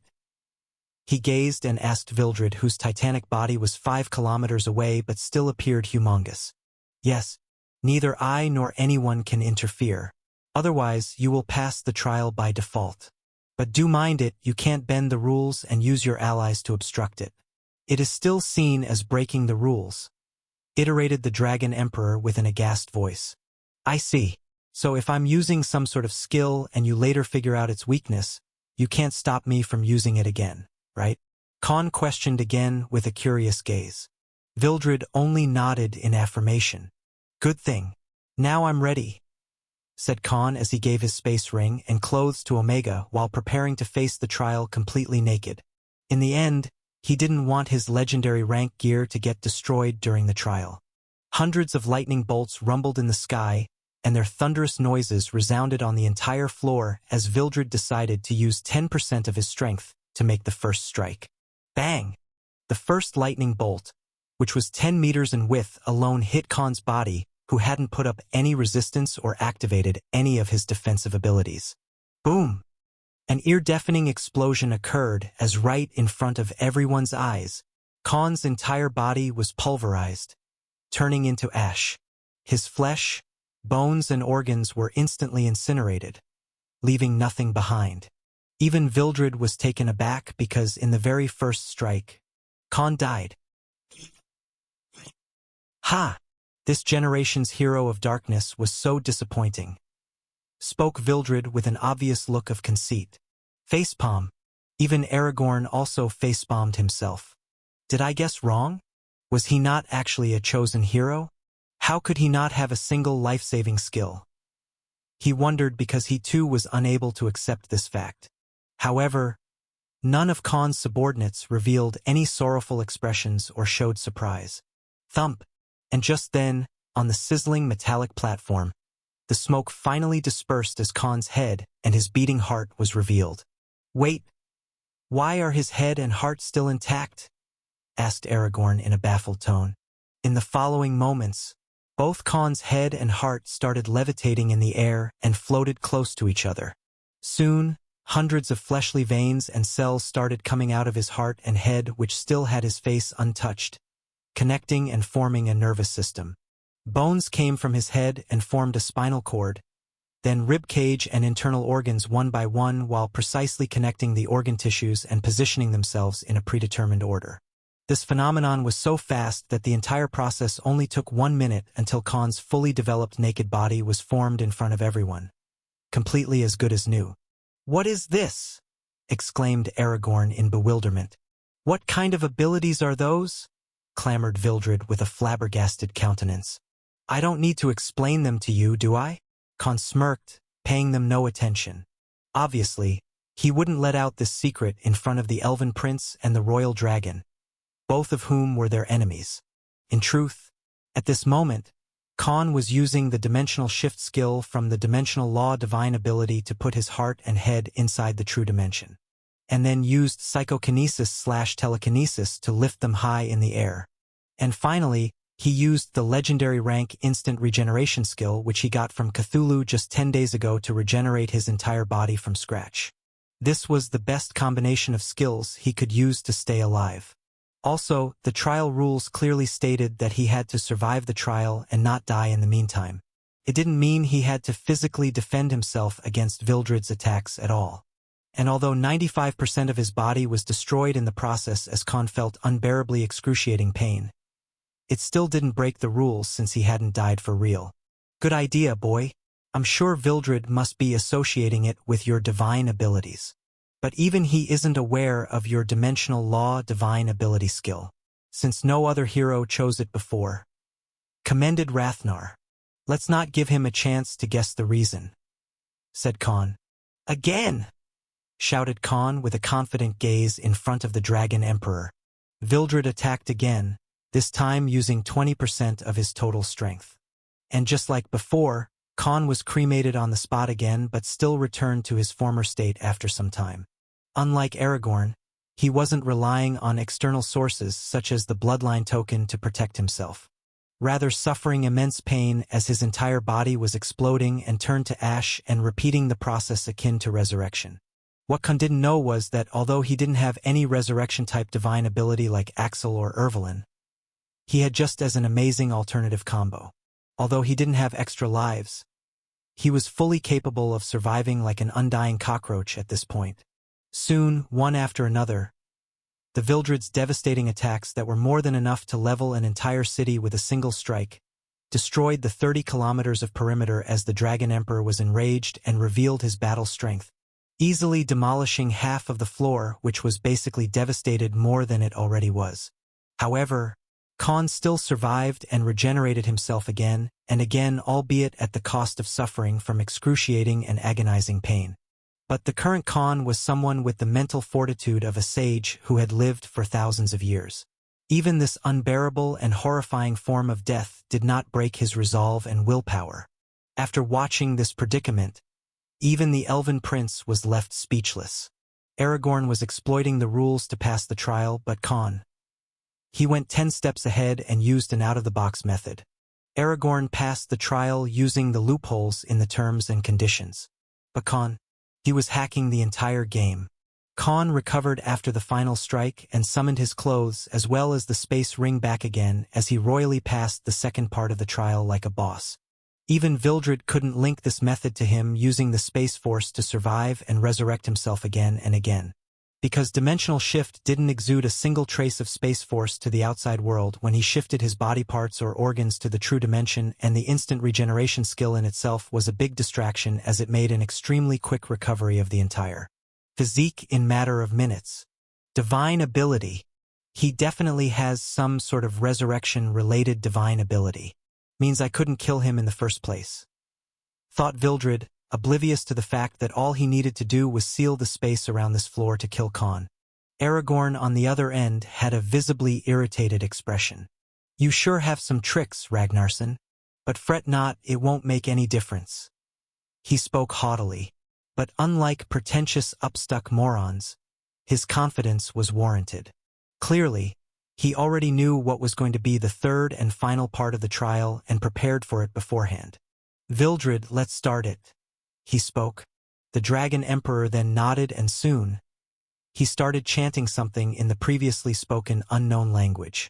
Soon, hundreds of round ancient archaic formations, each one being 5 meters in height, having elven runes and patterns running across them, came into sight and parted into two sides.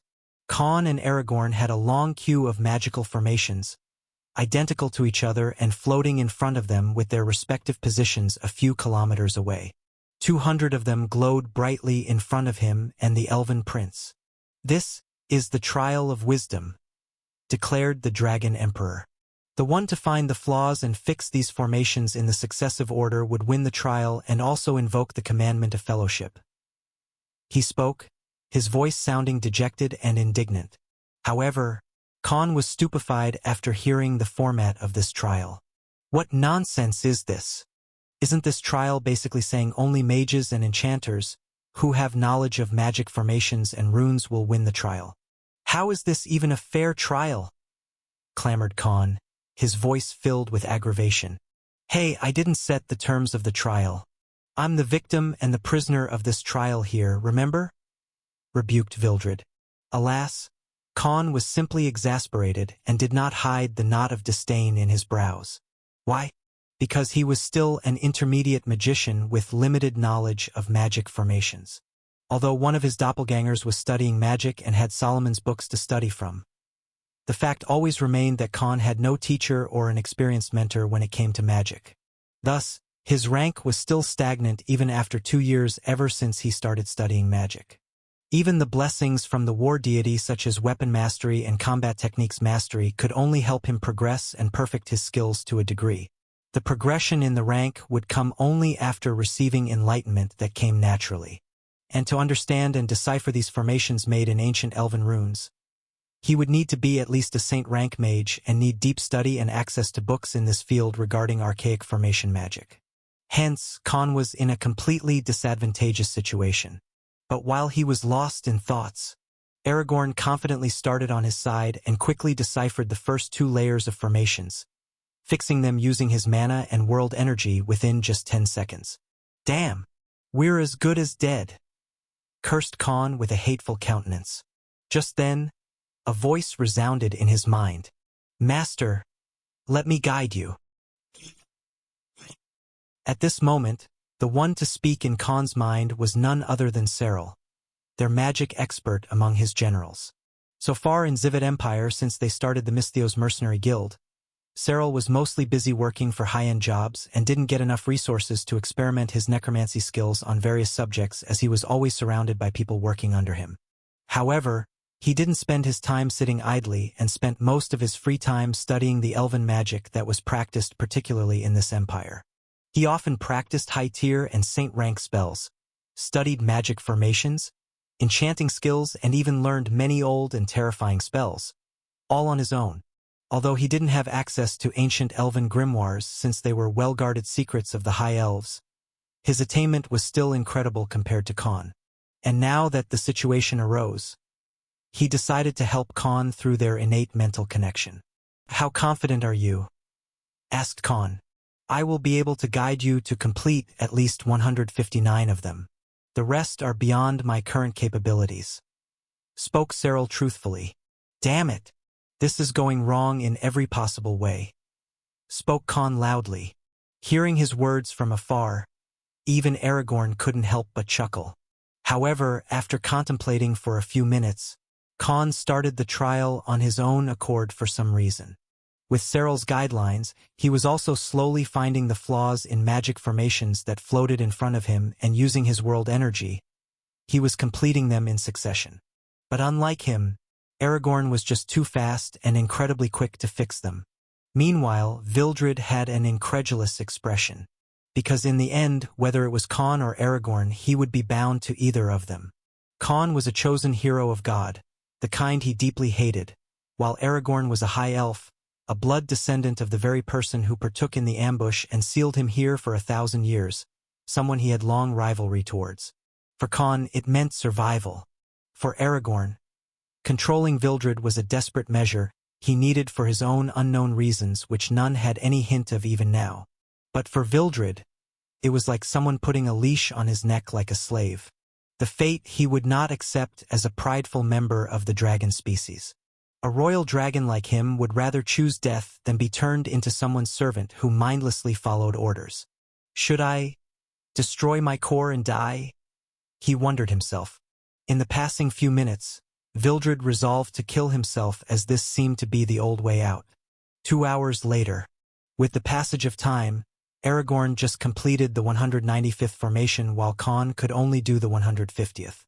The difference between their knowledge and skill was clearly speaking for itself. As the order of formations increased, the complexity of the formation, their flaws and patterns also arose by many folds. Thus it took longer for both sides. If not for Cyril guiding Khan, he wouldn't have managed to even clear the first 20 formations. However, unlike Khan, Aragorn was deeply entranced and highly focused as it was a critical situation for him. At this moment, Aragorn was in a state where he couldn't afford to make the slightest mistake. Otherwise, the formation would be destroyed and it would blow up to the point that even he, a fifth-stage saint, could be gravely injured from the backlash. Although he had the advantage, he still didn't want to take any risks or be ignorant. For him, it was a matter of his life and death if he failed to win the trial. 10 minutes later, Aragorn finally finished the formation and was fixated on the next one, having the victory within his reach. And Khan on the other end was still stuck on the one he was solving. Yet the very next moment, Khan let go of his own formation and the formation before him dispersed into thin air. Khan lost the trial. Yes, now I have only 4 more to go and I will win the trial without a doubt, thought Aragorn with a victorious feeling emanating from his body. Navalka sorbia dali jivskal. Vildred suddenly spoke loudly. Navalka sorbia dali jivskal. And this time it was Khan who repeated the same words. Soon, Vildred started chanting words in his ancient draconian dialect and Khan kept repeating those exact words after him. What's happening? What are they doing? Thought Aragorn with an alarmed expression, his focus almost dwindling and he nearly lost control over the formation. However, he couldn't afford to take a step back or the consequences would be dire for him because of the backlash. Humming sounds echoed in the surroundings and a wisp of Khan's soul that had a sky-blue hue around it emerged from his heart, aka the core, while a bright and dark blue wisp, many times bigger than Khan's, suddenly came out of Vildred's chest. These 2 wisps instantly shot towards each other and quickly started mixing together. And right when Aragorn was done finishing the last formation and officially winning the trial, bang! The bloodline token in his hand was destroyed, turning into dust. The thousands of ancient and unbreakable chains that tied the Dragon Emperor suddenly became visible again and started corroding and crumbling from the inside. And right before Aragorn could even get a grasp of the happenings, Vildred roared and declared in an elated and tyrannical voice, "Finally, I'm free!" 1 hour ago, while both human saints were contending the final part of the trial of commandment of fellowship, many things were happening behind the scene that were unknown to the Elven Prince. With each passing moment, Vildred was pushed over the edge as both Con and Aragorn were solving and fixing the flaws of each magic formation in the final test, because the way things looked, he was going to be turned into a slave no matter who won. On top of it, Aragorn was in lead and clearly prepared beforehand, as he could easily solve most of the archaic formations. A feeling of dread welled up in his kind, because if things went as they guessed, Aragorn, a blood descendant of the person who sealed him here, was sure to win. However, right at this moment when Vildred was anxious and on tip of his toes, a secret transmission resounded in his head. "Listen, you old fool. Let go of your stubbornness and help us out. Otherwise, we will be dead and you will be enslaved by the High Elves till your last moment." The Peak Saint aka Rathnar's voice resounded in the Dragon Emperor's mind, because although there were no good or right sides, there was one thing in common for both Vildred and Con: that Aragorn was an enemy whom both of them detested and had to get rid of. "I can't interfere with the trial in any way, and I can't hurt him either because of the restrictions placed on my body and soul. Besides, it's not like this hero of darkness is an ally to me either," resounded Vildred in a ghastly tone. "Then I have an idea, but you will have to make a small sacrifice on your end," spoke Rathnar and revealed in a stoic voice. "The Maskenzaver formation has bound your soul inside this dungeon, right? And even the archaic formations and runes can only restrict your body if you attack the High Elf. So what if we changed the root of the problem itself?" he proposed in an insidious and cunning tone. "What are you suggesting?" asked Vildred while hiding his expression from the outside world. "Let's cut iron with iron and neutralize poison with another poison," he iterated.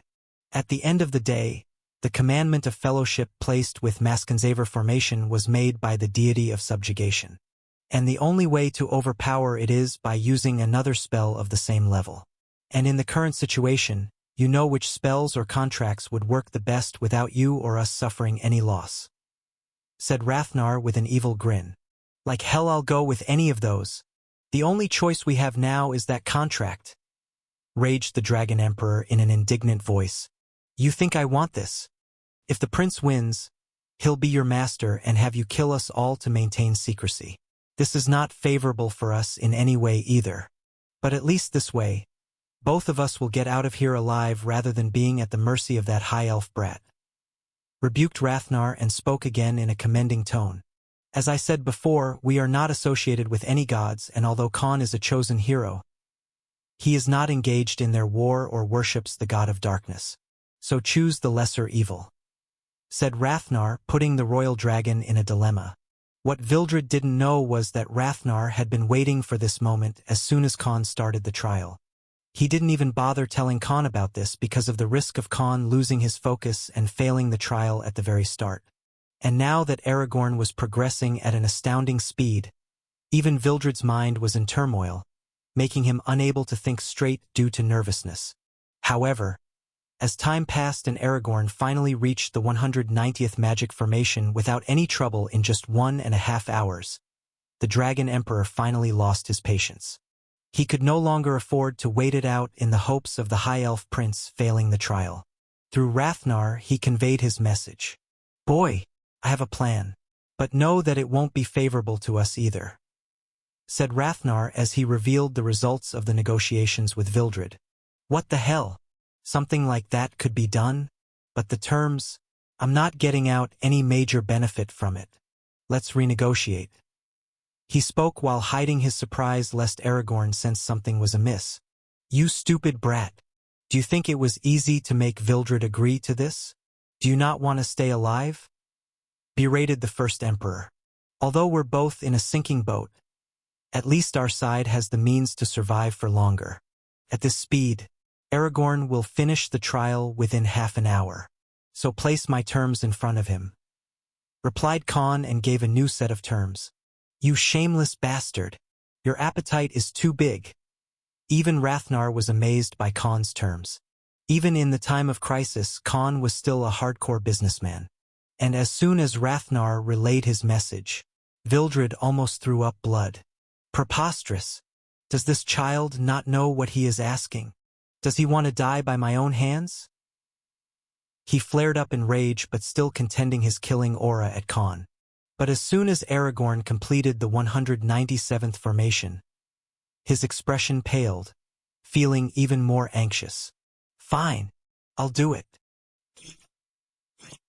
Since time was of the essence and Aragorn was stuck with the last set of formations, Vildred suddenly started chanting in ancient Draconian that was known only to royal dragons as he prepared a spell for a soul oath between him and Khan. However, this soul oath was nothing similar to the one between Khan and Rathnar. Rather, it had good as well as restrictive terms and conditions set for both sides. And finally, as soon as they established a soul contract by merging the wisps of their souls, forming a new bond, Vildred's entire soul signature changed. "It's working!" exclaimed Rathnar, the main negotiator of this deal, as he saw Vildred being freed from the Maskenzaver formation. At this moment, the Elven Prince was perplexed after this sudden turn of events, unable to understand what the hell just happened right now. What he didn't know was that, unbeknownst to him, Khan and Vildred played an underhanded move instead of waiting for the trial to end and used an ancient spell made by the deity of subjugation, also called as the Contract of Familiarity. Now that the Dragon Emperor was freed from the bindings of the ancient Maskenzaver formation and was no longer at the mercy of the trial of Commandment of Fellowship, the situation had overturned in their favor, while the Elven Prince aka Aragorn's mind was discombobulated because of this sudden turn of events. Although it looked like Vildred suddenly performed an ancient spell out of nowhere, only Rathnar here knew that Vildred had a unique class that Khan or Aragorn had no idea about. Vildred's ginormous figure, which was no smaller than a few of the tallest mountains on earth, stood on his hind legs and widely spread his 6 wings while revealing a majestic aura. "Let's be quick, child. I won't stay free for long. Let's officiate Contract of Familiarity and leave this place." He spoke in a hurried tone as Khan was also fully prepared. "Since you're the contractor, my rank and levels will be tied to yours until I regain my original strength of an 8th stage royal dragon. So I hope you can keep your promise," spoke Vildred.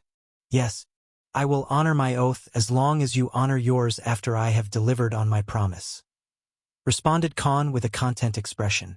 This was the key difference between the Commandment of Fellowship and the Contract of Familiarity, both of which were created by the deity of subjugation.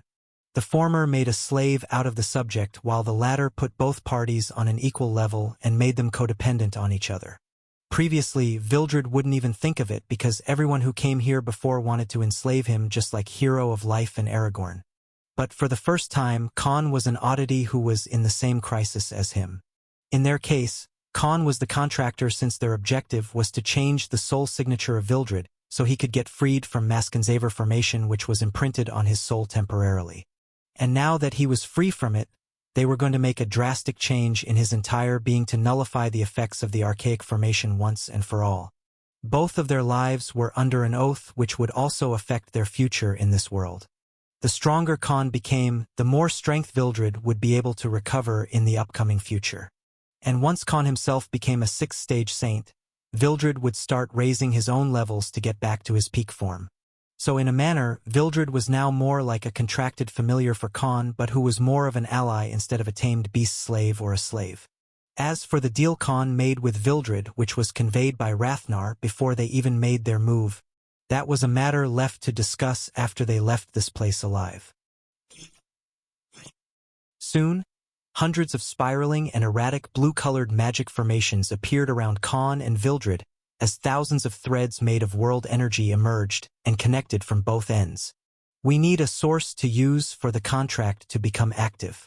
It will drop both our ranks and world energy reserves though. So you better be prepared," spoke Vildred in a commanding voice. "How about using something as a medium?" asked Khan.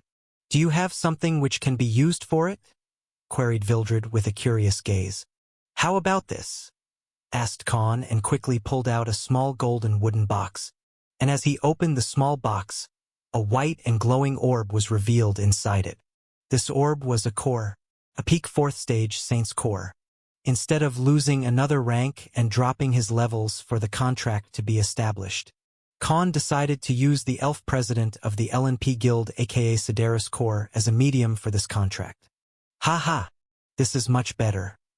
Even Vildred chuckled and nodded in approval. Bang! However, the very next second, a turquoise-colored aura beam made of condensed world energy launched at Khan, carrying the full strength of a peak 5th stage saint. Boom! The nearby 5 kilometers of space was devastated by the ripples of the impact. But as soon as the smoke settled, a tall figure of a man with a giant shield and battle-axe on his back revealed himself. Aragorn, the attacker, was taken aback as Blackwell perfectly defended against the sneak attack with his bare hand protecting Khan. "You overestimate yourself, elf," he spoke in a grim voice while revealing his surging killing intent towards the elven prince. "Now shut up and stay right there like an obedient brat. Try to attack them again and you'll not live for another minute." He openly threatened Aragorn in an overbearing and tyrannical demeanor. Soon, both Omega and Rudra also appeared behind him, revealing their murderous auras as well. Although Aragorn was a peak 5th stage saint himself, while Blackwell was only a beginner 5th stage saint at the present moment. Due to his primordial Titan bloodline and newly acquired skills from Cthulhu as well as his evolution to the mythical rank, he alone was more than enough to deal with the Elven Prince by himself, as it was possible for him to even kill an intermediate 6th stage saint on his own, if he activated the Gaia domain. And with Omega and Rudra behind him, they also had an advantage in numbers. Like a guardian knight, Blackwell stood like an unmoving and indestructible mountain in front of the Elven Prince to protect his master.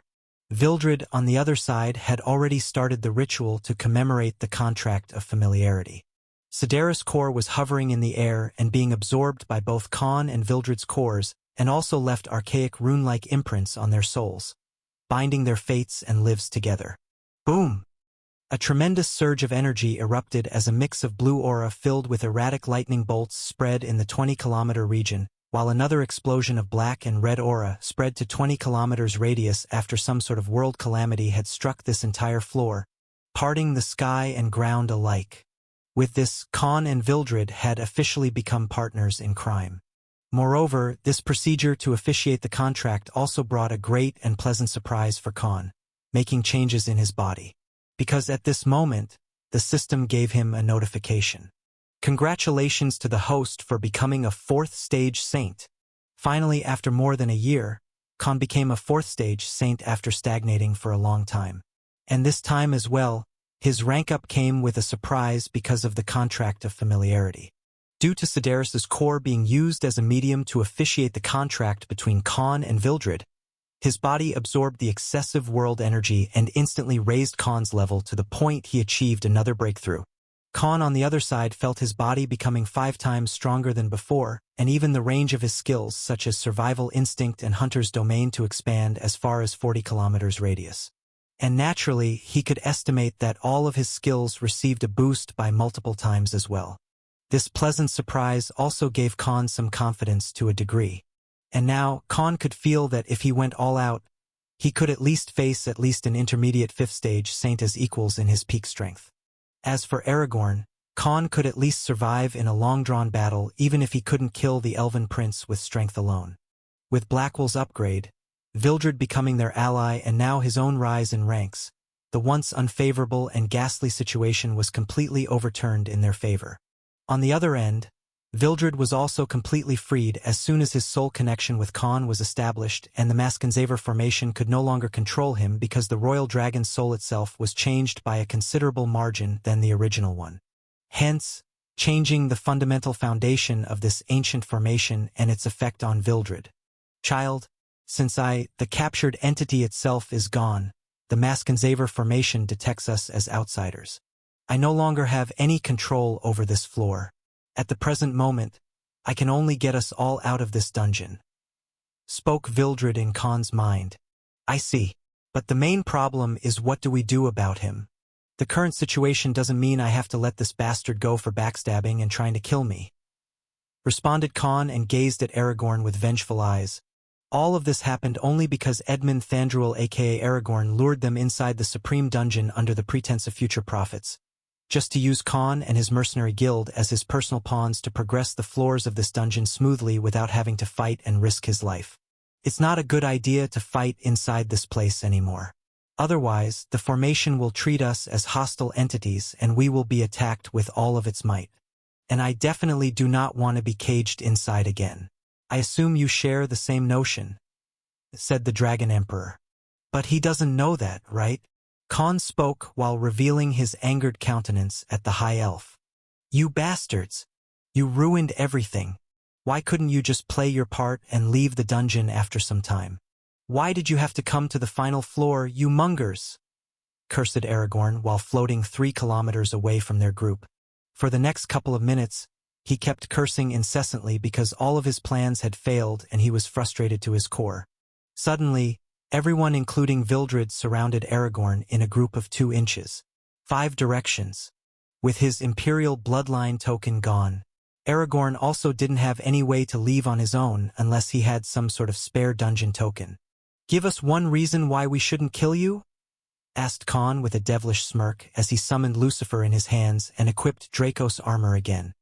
His hands were itching to beat the elf in human appearance because one thing Khan didn't like at this point in his new life was being betrayed or used as a pawn by someone else. He had suffered a great at the hands of powerful people such as the Vanderite clan and the Pureblood faction in Rocco's empire, making him fake his death and flee the empire despite working so hard to set up his own rule as the sovereign of Verlassen fiefdom. And now Aragorn had rubbed on that very old wound. I have none, spoke Aragorn with a carefree voice. But you should rethink, because I'm more useful alive than I'm dead, he said, revealing a completely unafraid demeanor despite being surrounded by enemies from all sides at the moment. Besides, you really don't want to kill me for your own good. He revealed a haughty grin. And why would that be so? Scoffed Khan. But in the following seconds, Aragorn took out a red glowing amulet with ancient runes on it. Damn it! Is that what I think it is? Exclaimed Rathnar in surprise. Well, this elf brat is their prince, so it's not surprising that he has it, said Vildred in a grim tone, barely containing his exasperation. What is that amulet? I sense a very strong and mysterious energy from it, queried Khan with a somber expression. That's the Elven Imperial clan's amulet of annihilation. It's an ancient artifact used by their Imperial clan throughout history ever since their empire was established 8,000 years ago. It's passed from one generation of the future ruler to another. Revealed Rathnar as if he had a bad memory of this amulet. If you kill the user, it will activate on the spot and the nearby 50 kilometers of space will be pulverized instantly. Even a peak 7th stage saint can't react or run away from it when it activates. Explained Vildred. As for you, kid, it also seals all the space in nearby 50 kilometers and no spirit or phase-shifting skills would work either. You'll be dead even before you used that dimensional void or phase-shift skill of yours. And that's the worst-case scenario. If you even attack him or injure him in any way, the attacks and damage will be amplified by 10 times while the skill or damage itself will be inflicted on you, the source of it. This is one of the most prized possessions of the High Elves who want to protect their heirs and future rulers of the Empire. Explained Rathnar. In simple words, there's no escape for anyone. Plus Vildred will also die. But because you're bound to him because of contract of familiarity, you will also die as a result. He iterated in a ghastly tone. What the hell? There was this type of condition? Asked Khan, completely bamboozled. Of course, you can't purposefully leave him to die either, just as he can't do that to you. Why do you think Vildred even agreed to use the contract of familiarity? If you decided to kill this elf brat, you're both as good as dead. The Peak Saint revealed the whole truth. So this bastard came prepared for every possible scenario, huh? Said Khan with a dejected expression. Now what? He already knows our identities and also the fact that Vildred is freed from the formation. And once we are outside this dungeon, he will have absolute freedom and a chance to reveal the truth to the outside world. No matter which way, we still won't get scot-free. Responded Khan after analyzing their current situation. Presently, they were all out of options. Aragorn on the other side was still furious, but he too is helpless because Vildred was no longer bound to the formation and couldn't be controlled in any way. But just then, the Elven Prince spoke in a stern voice. Ragnarsson, let's talk. Now that their situation was at a standstill, Aragorn decided to make an unexpected move. "How about we make an agreement?" Shock. Everyone who heard those words was shocked. "The reason why I came here in this dungeon to win the trial set by my ancestors was not because I wanted to control the Lightning Dragon Emperor. It's because he is the only being in this entire Zivet Empire who can help me achieve an impossible task that I can't do on my own." He spoke in a somber tone. "So if you make a deal with me, I will go as far as make a soul oath with you that I will keep everything that transpired here as a secret." He proposed in an amicable tone. "Oh, how generous. I have already seen how skilled enchanter you are. Runes and formations are your expertise. You could even solve those archaic formations very easily. So how do I not know you will keep your word and then use some way to nullify your soul oath?" He questioned in a domineering voice. "Killing you is more favorable to me than even making a deal with you. So why would I take unnecessary risks?" Spoke Khan as he declined right off the bat. Aragorn on the other end had a constricted and irritated expression, but all he could do was simply stand still.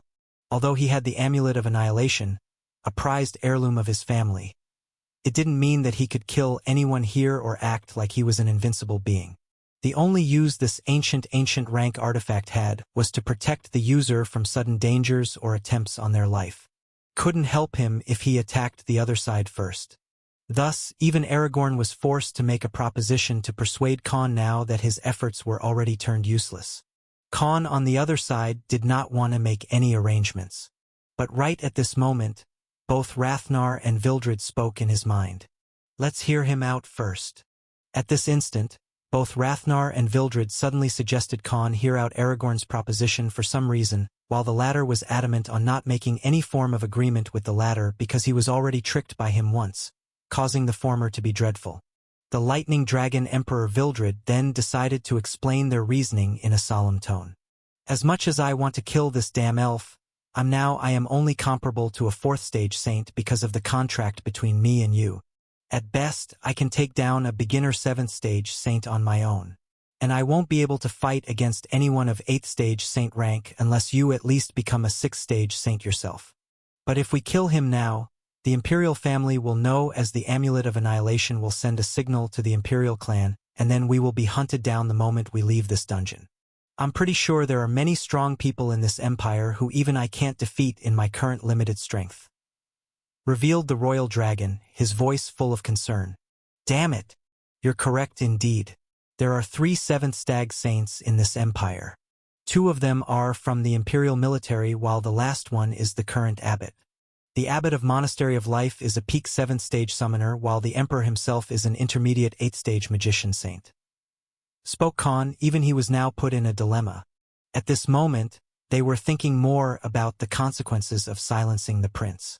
"So let's listen to him first and then we can make our decision later after hearing out his proposition," said Rathnar. "All right, talk," said Khan with a stern gaze. Finally, Aragorn told them his request in a heavy voice. "I want you to ambush and help me capture my younger sister, the princess," stated the elven prince. Flabbergasted, everyone who heard those words was rooted on the spot, speechless and flabbergasted. "Oh, hell no!" exclaimed Khan, declining the deal from the get-go. "Do you think we're all stupid? How is this no different than killing you?" said Vildred, his domineering voice shaking the nearby 10 kilometers radius. "That's a risk no sane person would take. And besides, why do you want us to ambush your own sister?" he questioned. This request itself felt more like a trap set by this dubious high elf. "Think about it carefully. Besides, you don't have any other option either. Do this for me and not only will I keep both of your secrets, I will also help you evade the suspicion of the Imperial clan. Nothing will come back to you or this gigantic dragon," he iterated with a voice filled with great hatred for his sister. 1 hour later, after a long discussion, they were forced to agree with Aragorn without the latter telling them why he wanted to ambush his own younger sister. And with Vildred's help, both Khan and the Dragon Emperor make a pact with Aragorn. One that didn't have any loopholes even if someone found the truth, as the other party won't be able to snitch on them. Even Khan was curious about Vildred's expertise in ancient formations and soul pacts such as Contract of Familiarity. However, this was something that could be discussed later. An agreement that required Khan and Vildred to actively ambush Eleanor, the princess of the Zivet Empire, and deliver to Aragorn was made. As for what he did afterward, it was none of their concern. Now that everything is settled, I think you should tell us why you lured me and my guild here and why you wanted to pass the trial to control Vildred, said Khan in a grim tone, demanding that they heard the truth. Sigh. Fine, I'll tell you why, said Aragorn, and then glanced at Vildred. Commandment of Severed Fate. He spoke in a crestfallen voice. Ah, so that's the case. It explains everything. Spoke the Lightning Dragon Emperor. What the hell is a Commandment of Severed Fate? Another spell by Deity of Subjugation? Asked Khan to Vildred. Yes, but unlike the Commandment of Fellowship, it is inflicted on a single person. He is free to roam the world unlike me, but he can never return to his old life. Spoke the Dragon Emperor. The royal dragon then gazed at Aragorn. How come your family has so many ancient spells from the Deity of Subjugation? Even us royal dragons know only a few of them, he asked the first prince. Just then, Rathnar spoke in their mind. Because the Deity of Subjugation was actually an arcane elf. The ones from whom the high elf species came from. Replied Rathnar, but he didn't explain how he knew this information. It has been in my family from the times when the Zivet Empire was formed. I have no idea of the origin, revealed Aragorn truthfully. Khan on the other end rolled his eyes. What exactly is the problem here then? Listen here, child. This prince is cursed, revealed Vildred. Although Vildred wanted to kill Aragorn previously, now he almost pitted him. When Commandment of Severed Fate is used, the target will be forgotten by every other person they knew or had been seen by anyone in their entire life. Their name and face will be unknown to everyone while thinking that there was indeed such a person, but no one would have a proper memory of them other than a fictional appearance which would vary from person to person. Also, the race of the target would be changed as well as their identity will be forgotten by themselves over time. In simple words, his fate has been severed from this world. Explained the royal dragon who was 2,000 years old. From here Aragorn took the lead. And I can't reveal my true identity to anyone related to me or someone who knew me before.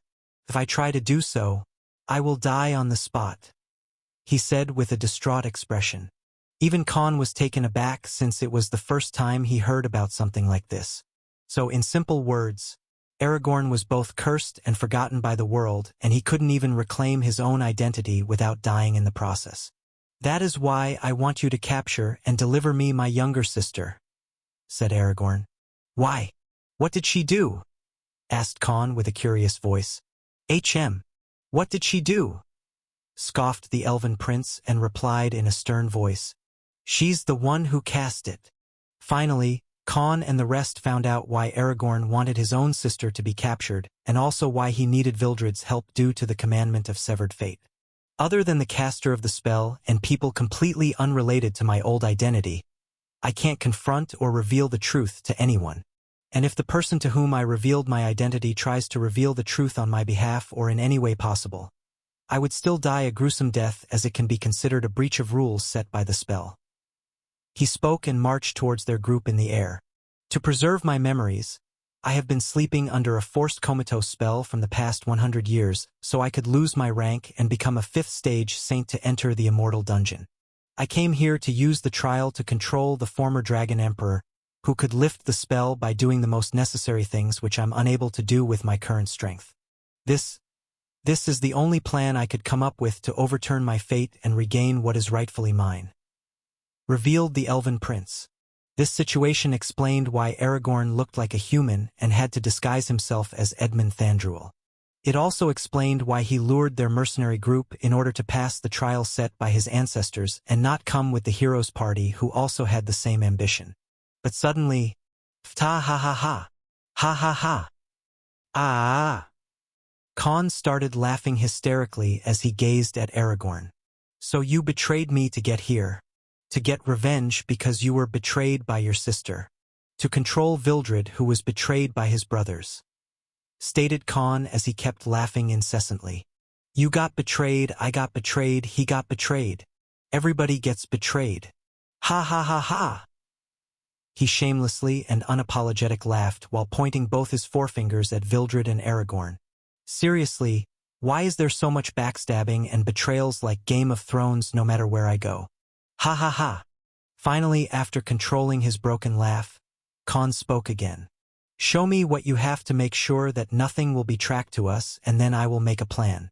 However, you will have to follow my commands if you want to have your revenge, spoke Khan adamantly, declaring that he was calling the shots here. Soon, Aragorn explained the means he had available to execute the plans. However, both Khan and Vildred rejected them, because they were highly circumstantial, and if even one thing went differently, their entire plan would backfire on themselves instead. Here, Rathnar displayed his experience as an emperor who was also a peak war strategist back in the day. Through Khan, he conveyed his tactics since the prince wasn't aware of his existence inside Khan's soul, the information they wanted to keep a secret. Still, we need more information and would have to set up backup plans. That can be done only after we leave. Spoke Khan, and Aragorn also gave an understanding gaze. Finally, it was time for their journey inside the immortal dungeon to end for good. Wait, I can't leave this dungeon in my current form, spoke Vildred. A 7 kilometers tall terrifying existence of a royal dragon would shake the entire populace of Alfheim. I shall get into my humanoid form. He spoke, and in the following moments, Vildred's entire body was covered in white and blue lightning bolts as his ginormous body started shrinking at a fast pace, almost blinding everyone with intense light during the process. As the intense light finally dimmed, like a transcendent being descending from the heavens, a slim and tall figure slowly floated and stopped on the same level as the group flying in the sky.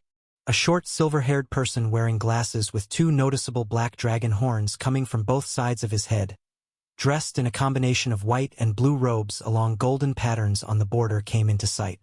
In his hands was a black and golden scepter that had an ornament shaped like a long blue glowing dragon with yellow wings coiling around it. Everyone, including Khan and Aragorn, were simply astounded after looking at Vildred's humanoid appearance. Khan, on the other end, was almost irritated, cursing his luck. Because despite being a dragon, Vildred had the appearance of a handsome and sophisticated scholar akin to an immortal cultivator who could kill women with just his looks alone. Why is everyone around me so good-looking? Everybody keeps stealing my thunder, he complained in annoyance. Wait, he's a magician? I thought he would be some brawler or melee fighting class given how big he was as a ginormous royal dragon, said Khan. However, Rathnar elaborated in his mind the very next moment. Vildred wasn't one of the strongest beings in the entire world just because he was a lightning elemental royal dragon. Even my friend and my closest confidant Lesren Michelson, who was a 9th stage saint magician back then, didn't dare call himself the strongest magician in the world, because he knew how Vildred was superior than him.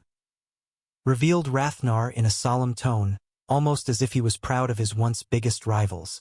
Despite being a royal dragon, Vildred had also achieved and invoked an ancient rank class that no one has done in the history of the dragon species in Vantria. He said in a calm and collected voice, and due to the combination of his own strength and this class, nobody except me dared to even provoke Vildred or the Dragon Empire. Although he didn't kill any heroes, he was feared by all of them in my time regardless of how strong they were or whatever divine abilities they had. He explained. What class is that? Asked Khan as he gazed at Vildred's overly charming but still very mysterious appearance.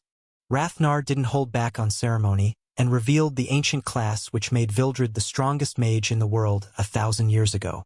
The Sage of Preservation.